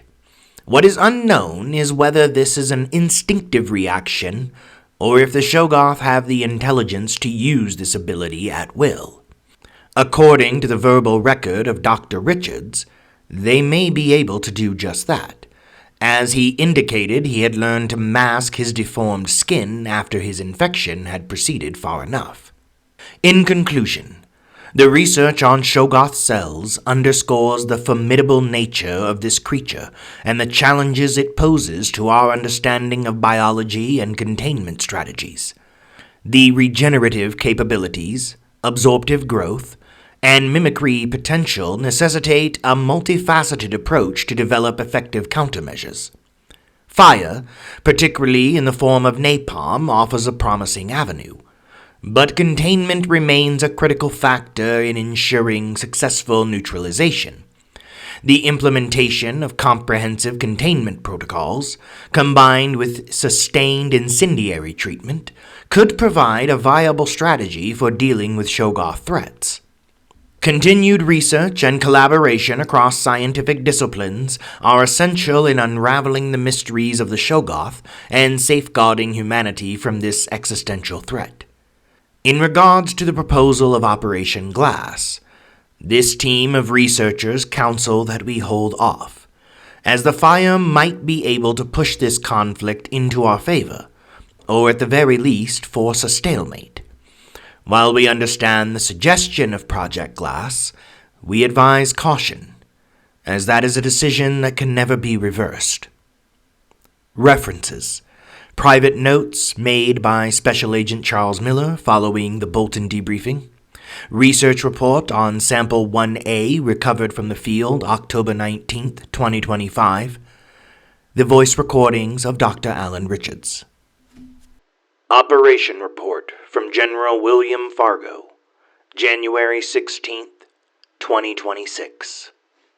This is General William Fargo with the United States military and the head of Operation Glass, giving an update on the ongoing war effort against the enemy known as the Shoggoth. This most recent report will provide a comprehensive overview of the ongoing military operations against the Shoggoth. This report will highlight the measures taken to reach a temporary stalemate, the inherent challenges posed by the enemy's evolving nature, and the global scope of the conflict. First of all, a temporary stalemate has been achieved through the strategic deployment of napalm, which has proven quite effective in countering the Shoggoth's regenerative abilities. Fires have been ignited from the Texas Panhandle to beyond the Canadian border, with both Mexico and Canada implementing similar measures to create a contiguous barrier of fire. This approach has temporarily halted the Shoggoth's advance, providing a critical reprieve for military forces to regroup and strategize further actions. However, despite the initial success of this strategy, I must emphasize that it is only a temporary measure. The resources required to sustain these extensive fires are immense and rapidly depleting. The logistics of maintaining such a widespread incendiary barrier are complex and unsustainable in the long term. This limitation underscores the urgency of finding a more sustainable solution to the Shoggoth threat.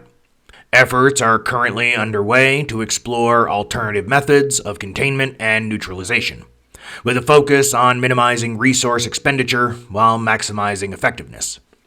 As many of you on the Council may know, on January 5th, reports confirmed that the Shoggoth had begun surfacing in Europe, Asia, and South America. The sudden appearance of the creatures in these regions was not wholly unexpected, and once the scope of the enemy force in the United States was understood, and the motive of the enemy was understood due to the Richards recording, the International Committee was established, with nations collaborating to share intelligence and coordinate defense efforts. Military alliances and joint task forces are being established to counter the Shoggoth spread. Projections indicate that they will also emerge in Australia by the end of the month. This development indicates a significant escalation in the conflict, as the Shoggoth now indeed pose a global threat, and have shown that they have the numbers to do so. And beyond that, there have been several disturbing developments. The Shoggoth emerging from the ocean are distinctly different from those that originated underground. These oceanic Shoggoth appear to have absorbed and assimilated marine life, resulting in grotesque mutations that defy conventional understanding of biology. These entities have been reported to possess features and abilities that differ significantly from their terrestrial counterparts. These new abominations exhibit traits and behaviors influenced by the various sea creatures they have integrated, displaying enhanced mobility, resilience, and adaptability. This evolution presents new challenges for the Allied forces, requiring the development of specialized tactics and equipment to address the unique threats posed by these mutated forms. Dr. Collins from Military Defense Research has observed that while the Shoggoth primarily target humans, they are capable of absorbing all life forms. Dr. Collins has postulated that this is the Shoggoth's attempt to, quote, reassemble themselves, potentially returning to their primordial form. Dr. Collins predicts that future mutations are to be expected as the creature continues to evolve and adapt. The implications of this adaptive process are profound, necessitating ongoing research to understand the underlying mechanism to try and develop effective countermeasures. The question is whether or not we will have the time to develop said countermeasures. In conclusion, I hope that this report presents a sobering assessment of the ongoing military efforts against the enemy. While the use of napalm has provided a temporary respite, the global scale of the threat and the Shoggoth's ability to mutate and adapt present a significant, possibly overwhelming challenge. At this stage, it is difficult to imagine a scenario where we can neutralize the enemy long enough to devise a strategy to defeat them. The enemy is relentless, nearly invulnerable to all conventional weapons, and is unequivocally seeking out the extermination of the human race. We will not give up the fight, however. We will continue to resist and try to outlast the enemy. This is a war of attrition, and so far, we are not on the winning side of it. On top of that, our options are already limited given the nature of the enemy. That is why I once again recommend Project Glass. Yet I leave that within the International Committee's hands, as that is not a decision that one person should be allowed to make. General William Fargo, January 16th, 2026. Interview with Dr. Nathan Collins on March 30th, a week after the fall of the Institute of Cellular and Molecular Biology in Austin, Texas. Interview conducted by Special Agent Charles Miller. This is Agent Miller. With me is Dr. Nathan Collins, the head of military research regarding the Shoggoth entity. Doctor, I don't mean to push you too hard considering what you've been through recently, but the committee needs some answers as to what took place on the night of March 23rd. so please excuse me if I seem abrupt or insensitive. I understand, Agent Miller. Seeing as we weren't the only site hit that night, and very few people got out, I can appreciate the committee's urgency. Did you receive the report on what they're calling birthing sites that were discovered last month? Yes, Doctor, I did. The first one was discovered by a team operating on the western side of Nebraska after the first breach in the firewall took place. They described an area within a cornfield that had been completely altered. The footage seemed to show a swamp that you would normally see in Florida or other more humid climates. But upon closer inspection, it was easy to see that the area was covered in that viscous substance many have reported secreting from these creatures. And what looked like water was an unknown liquid that gave off a stench so revolting that the team could not approach without breathing protection. Use of a drone realized a network of what could generously be described as fleshy vines that were approximately 2 feet in diameter, along with other mounds of organic matter that were unidentifiable.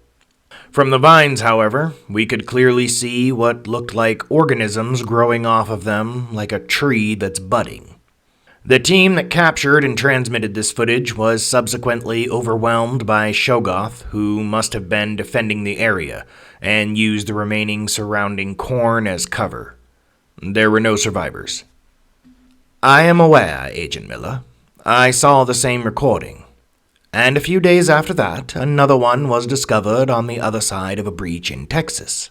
However, in this case, the team went in prepared due to the unfortunate loss of the soldiers in Nebraska. They brought SCBAs, flamethrowers, and the area was firebombed in a 2-mile radius before they went in.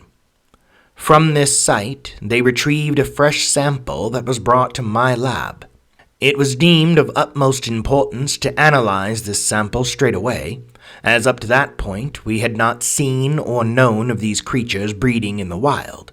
I've been of the opinion for some time that the entities that we have been engaged in war with are little more than an imitation of the original Shoggoth. That what will be born in the wild will be far worse than anything we have seen so far, and if it's possible, even harder to understand or even hope to defeat.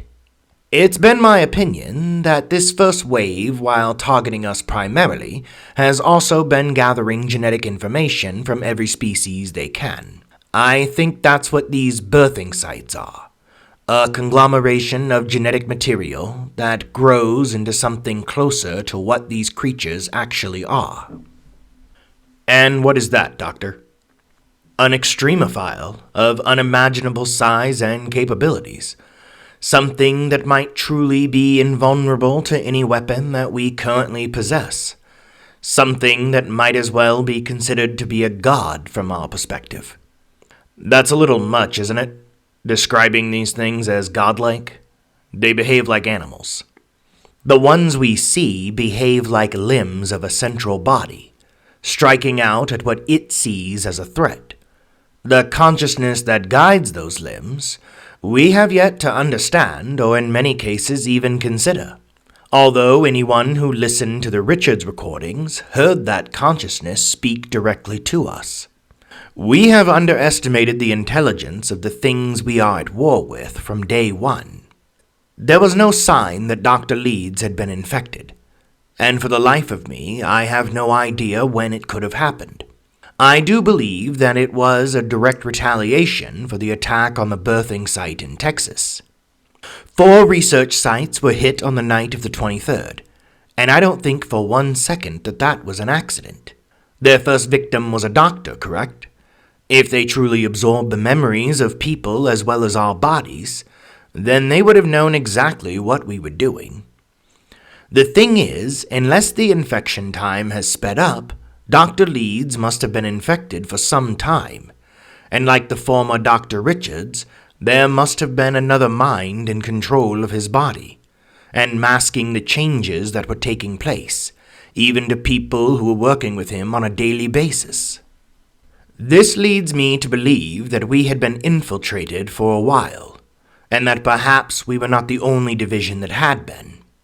In spite of what is stated at the end of Dr. Richard's recording, I don't think the enemy has underestimated us, or at the very least, it isn't taking any chances. I believe that is how the premature breaches in the firewall are happening. I think the enemy has had spies on our side the entire time, likely even before the first attack took place. But whether they have all the information on us that they need, or we crossed a line by disturbing those birthing areas, I think the ruse is up. It's hard to describe how it all transpired with Dr. Leeds that night, but I think that's been a common sentiment among many ever since we learned that these things existed. I was in my office, which oversees the main research floor. Dr. Leeds was in the main laboratory with 4 other researchers. I witnessed the change take place. I saw it with my own eyes, and it still doesn't make sense to me. There was no transfiguration, no Hollywood-esque morphing of Dr. Leeds' human form into something else. It was more like an illusion had been turned off. One minute, Dr. Leeds was there, and the next there was a barely humanoid shape standing where he was. A shape that was covered in eyes and teeth. A shape that formed limbs seemingly at will and began tearing apart the other men and women that were in the lab. I activated the lockdown and incinerator emergency safeguards and sounded for an evacuation of the facility. 4 of us boarded the evac chopper and we were airborne within minutes. As we ran for the evac point, I noticed that the facility was surrounded with what looked like normal people, with the exception that their eyes shined like an animal's at night. And they were whispering to us in a language that I couldn't understand. They were sending us a message, I think. I don't know if the incinerator killed that thing. It's programmed for a 5-minute burn. The steel shutters that would have fallen over the windows may have been enough to trap the thing that had been Dr. Leeds, but I don't know if 5 minutes at 800 degrees Celsius was enough to kill it. It would have been more than enough to destroy the samples we had if anything had gone wrong with them, which is what they were designed for. But a human-sized being packed with over 30 trillion cells? I don't know. I know that there is a drone keeping an eye on the facility, and that there has been no apparent movement since the night of the attack. So maybe we got one. One. In exchange for 4 researchers that were the top of their respective fields, an entire research facility, the sample we were studying, and most of the notes that had been made during our analyzation of said sample. But maybe we killed one of them. Maybe. Do you see the folly in calling this a war? Because I'm starting to. We have maybe, 10, 15 confirmed kills in the last 7 months? How many have died to these monsters in contrast? 100 million in the US alone, maybe? What about worldwide so far? 300 million? The smaller countries which fell almost instantly. Maybe the worldwide total is closer to 500 million. In 7 months? Even if my math is a little off, that's the extinction of the entire human race in 16, 20 years? Unless we magically come up with a way to effectively destroy them. And it would have to be a quick way too, because they add to their numbers every day and now we know they are actively breeding in the wild. But we don't have time to do that, do we? I'd love to say that we could come up with a way to detect any other infiltrators that might already be among us, but we don't have time for that either. That's the issue, Agent. We don't have time. If we had 100 years to prepare for this conflict, then maybe, we could have come up with something as an effective counter against this threat. But the truth is, this is an enemy we were never prepared to fight. It's an enemy we don't even fully understand. But we do our research, we write our papers, we come up with possible countermeasures, even though in the back of our minds we know the truth. This isn't a war, Agent Miller. It's an extermination. We call it a war because we can't accept that. Now, if you'll excuse me, there's a 7-year-old bottle of whiskey waiting for me in my quarters. Dr. Collins? Dr. Collins, we aren't done here.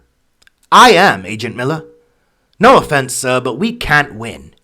It's a joke to think that we ever could. Do you know there are reports of people worshipping these things? Seeking them out and either feeding themselves to the monsters or imbibing some of that viscous fluid, infecting themselves on purpose?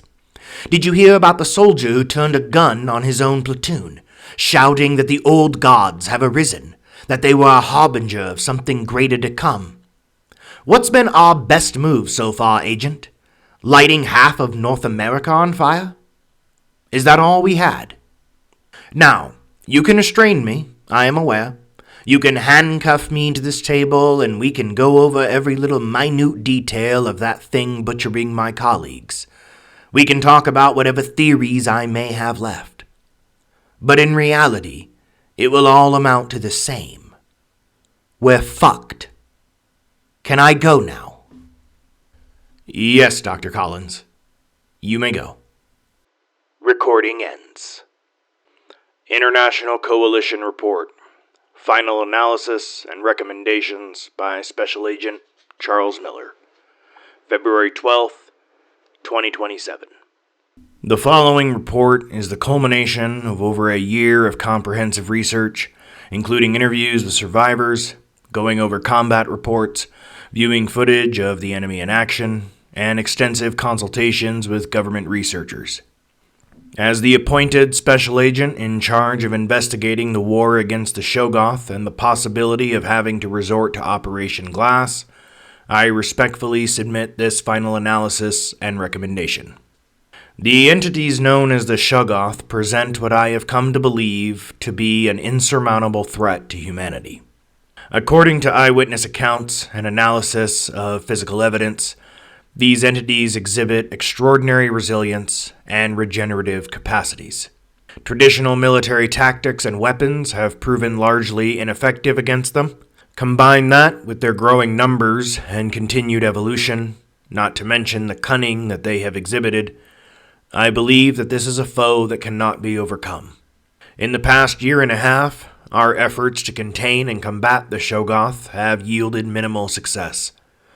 Despite our best strategies and significant resource mobilization, we have only confirmed 10 to 20 kills at best. In stark contrast, the death toll inflicted by these entities is catastrophic, with estimates reaching up to nearly 200 million in the United States alone of people who are either missing or confirmed dead, although this number cannot be verified, and potentially 700 million worldwide. The psychological toll on both civilians and military personnel has been profound. Reports of individuals turning to worship these entities, or deliberately infecting themselves with the Shoggoth's fluid, highlight the collapse of morale and societal norms. Cases of soldiers turning against their comrades, driven by delusional beliefs in the Shoggoth's supposed divinity, are increasing, further underscoring the gravity of the situation. Through meticulous examination of the data and first-hand accounts, it has become painfully clear that framing our struggle against the Shoggoth as a war is fundamentally flawed. Our attempts to combat the Shoggoth head-on have resulted in devastating losses and have only served to delay the inevitable. Given the above findings, it is with a heavy heart that I must recommend the immediate implementation of Project Glass. This initiative, though extreme, represents our last and only viable option to possibly destroy these creatures, or at the very least, trap them in an inhospitable world. It is a decision born out of desperation and stark realization that our conventional approaches have failed. This report does not come to its conclusion lightly. The sacrifices made by countless individuals in the pursuit of understanding and combating this threat should not be forgotten. It is my sincere hope that Project Glass will allow humanity to greet our extinction with a measure of grace and dignity. Special Agent Charles Miller, Operation Glass, final report. Operation report from General William Fargo, July 23rd, 2028. This is General William Fargo, head of Operation Glass, and one of the 18 launch code holders in the United States, and one of 160 code holders worldwide. I will be brief in my report, as I'm not even sure who will be reading this right now. At precisely 0600 on July 25th, I will join 160 of my comrades in the largest mass murder in the history of this planet. Every country with nuclear launch capabilities will perform a synchronized launch, firing every nuclear missile that mankind has at its disposal. The targets will not matter on the whole, as long as we hit every landmass on the planet. The hope is that, seeing as Project Glass was only known to the International Committee and a few select individuals operating in the field, that the enemy has not been able to gain knowledge of it through infiltration. If this is the case, the initial launch will take them completely by surprise. While we believe that the enemy will be able to survive nuclear fallout due to their cells being able to repair themselves at such a rate that radiation likely will not be able to irreparably damage them. However, without knowledge of the launch, we do believe that many of the enemy will be caught in the blast zones, and that there is a very good chance that the heat produced at the impact and direct surrounding area will be enough to kill the Shoggoth caught within them. While only brief, we have reason to think that the temperatures exceeding that of the sun that are produced within the center of each explosion will be more than enough to completely obliterate anything within the direct blast radius. Of course, we are not naive enough to believe that we will be able to destroy the enemy with this simultaneous launch. However, we will accomplish two things. 1. We will destroy a large portion of the enemy, as the nuclear arsenal of humanity combined far exceeds what many may think. 2. While some of the creatures will undoubtedly survive, we will render this planet a dead world. There will be nothing for them to feed on left on the surface, nothing that will grow anytime soon. And with luck, we will blast enough dust and debris into the atmosphere to cause a lasting nuclear winter. Over the past 6 months, we have evacuated as many people as we could into bomb shelters scattered around what territory we still control. While these shelters will not last indefinitely, they should at least allow many within them to live out the rest of their natural lives barring sickness. Maybe those who are going underground have the belief that one day their great-grandchildren will be able to reclaim the surface once the radiation levels drop. Maybe that will be the case. Maybe the shelters will outlast even the most generous estimations. It's possible, however unlikely that it may be. If anyone is reading this, I want you to know that this decision was not made callously. The International Committee initially voted down Project Glass after Special Agent Charles Miller gave his final recommendation, in spite of the tireless efforts he had put in researching the viability of a sustained war against the enemy.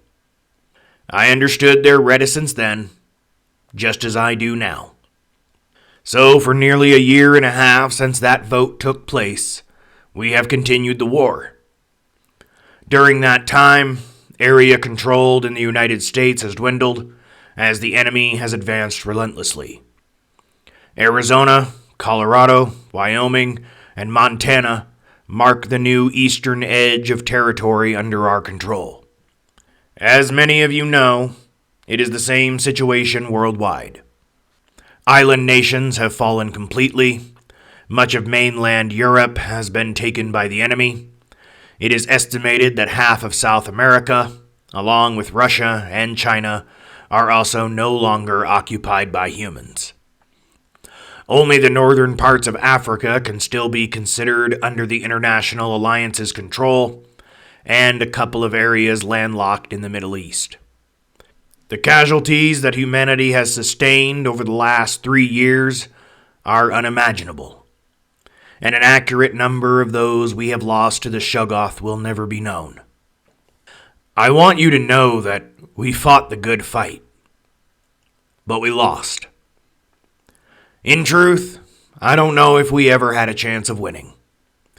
This is an enemy that defies everything we knew about biological life, and there just wasn't enough time to learn enough about them to create an effective means of fighting them. Through the single recording we have of this entity speaking, we know that they claim to be the only pure life form, that they are the original inhabitants of this planet. Over the last 3 years, some have even come to see them as gods. But I don't see any of that. When I look at these abominations, I see parasites at best, and cancer at worst. A cancer that was created in a laboratory by beings that are even farther beyond our realm of understanding. A cancer that had been sitting in a kind of stasis for millions of years and then was awakened by the reckless and selfish ambitions of one scientist. This cancer then grew right beneath our feet, absorbing the minds of its unknowing victims, learning about us and our world before launching an attack that we had no hope of recovering from. If we were to continue this war, there is not a single doubt that every single member of the human race would eventually be rolled over and devoured by this unceasing force. Either that, or our numbers will be diminished to the point where extinction is all but inevitable even without their presence. The International Committee has opted against this outcome. We have decided that humanity will exit this planet on our own terms, and by doing so, hopefully we will deny this cancer the world that it so craves. The abominations that survive Operation Glass will likely retreat into the oceans, but there is only so much life there to sustain them, and with luck, global temperatures will plummet once we black out the sky. Maybe these masters that the Richards thing spoke of still exist somewhere down there, and the two groups will destroy each other in a war over diminishing resources. Or perhaps there is something even worse living down there in the depths. Something that will not take kindly to the Shoggoth infringing on its territory. Fanciful thinking, perhaps, but it's possible.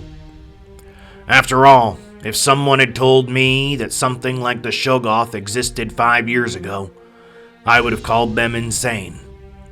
So who knows what may still reside in the unexplored corners of the world. Yet, none of that really matters in the grand scheme of things. Not for us, anyway. Humanity's time has come to an end, but instead of falling to the enemy, we choose to show this enemy the extent at which we are willing to go to try and take them with us. To all those who are reading this, know that humanity will die with pride. We will go out on our terms. We will not submit or surrender. We will show these abominations the power of the atom. We will not go gently into that good night. General William Fargo, July 23rd, 2028.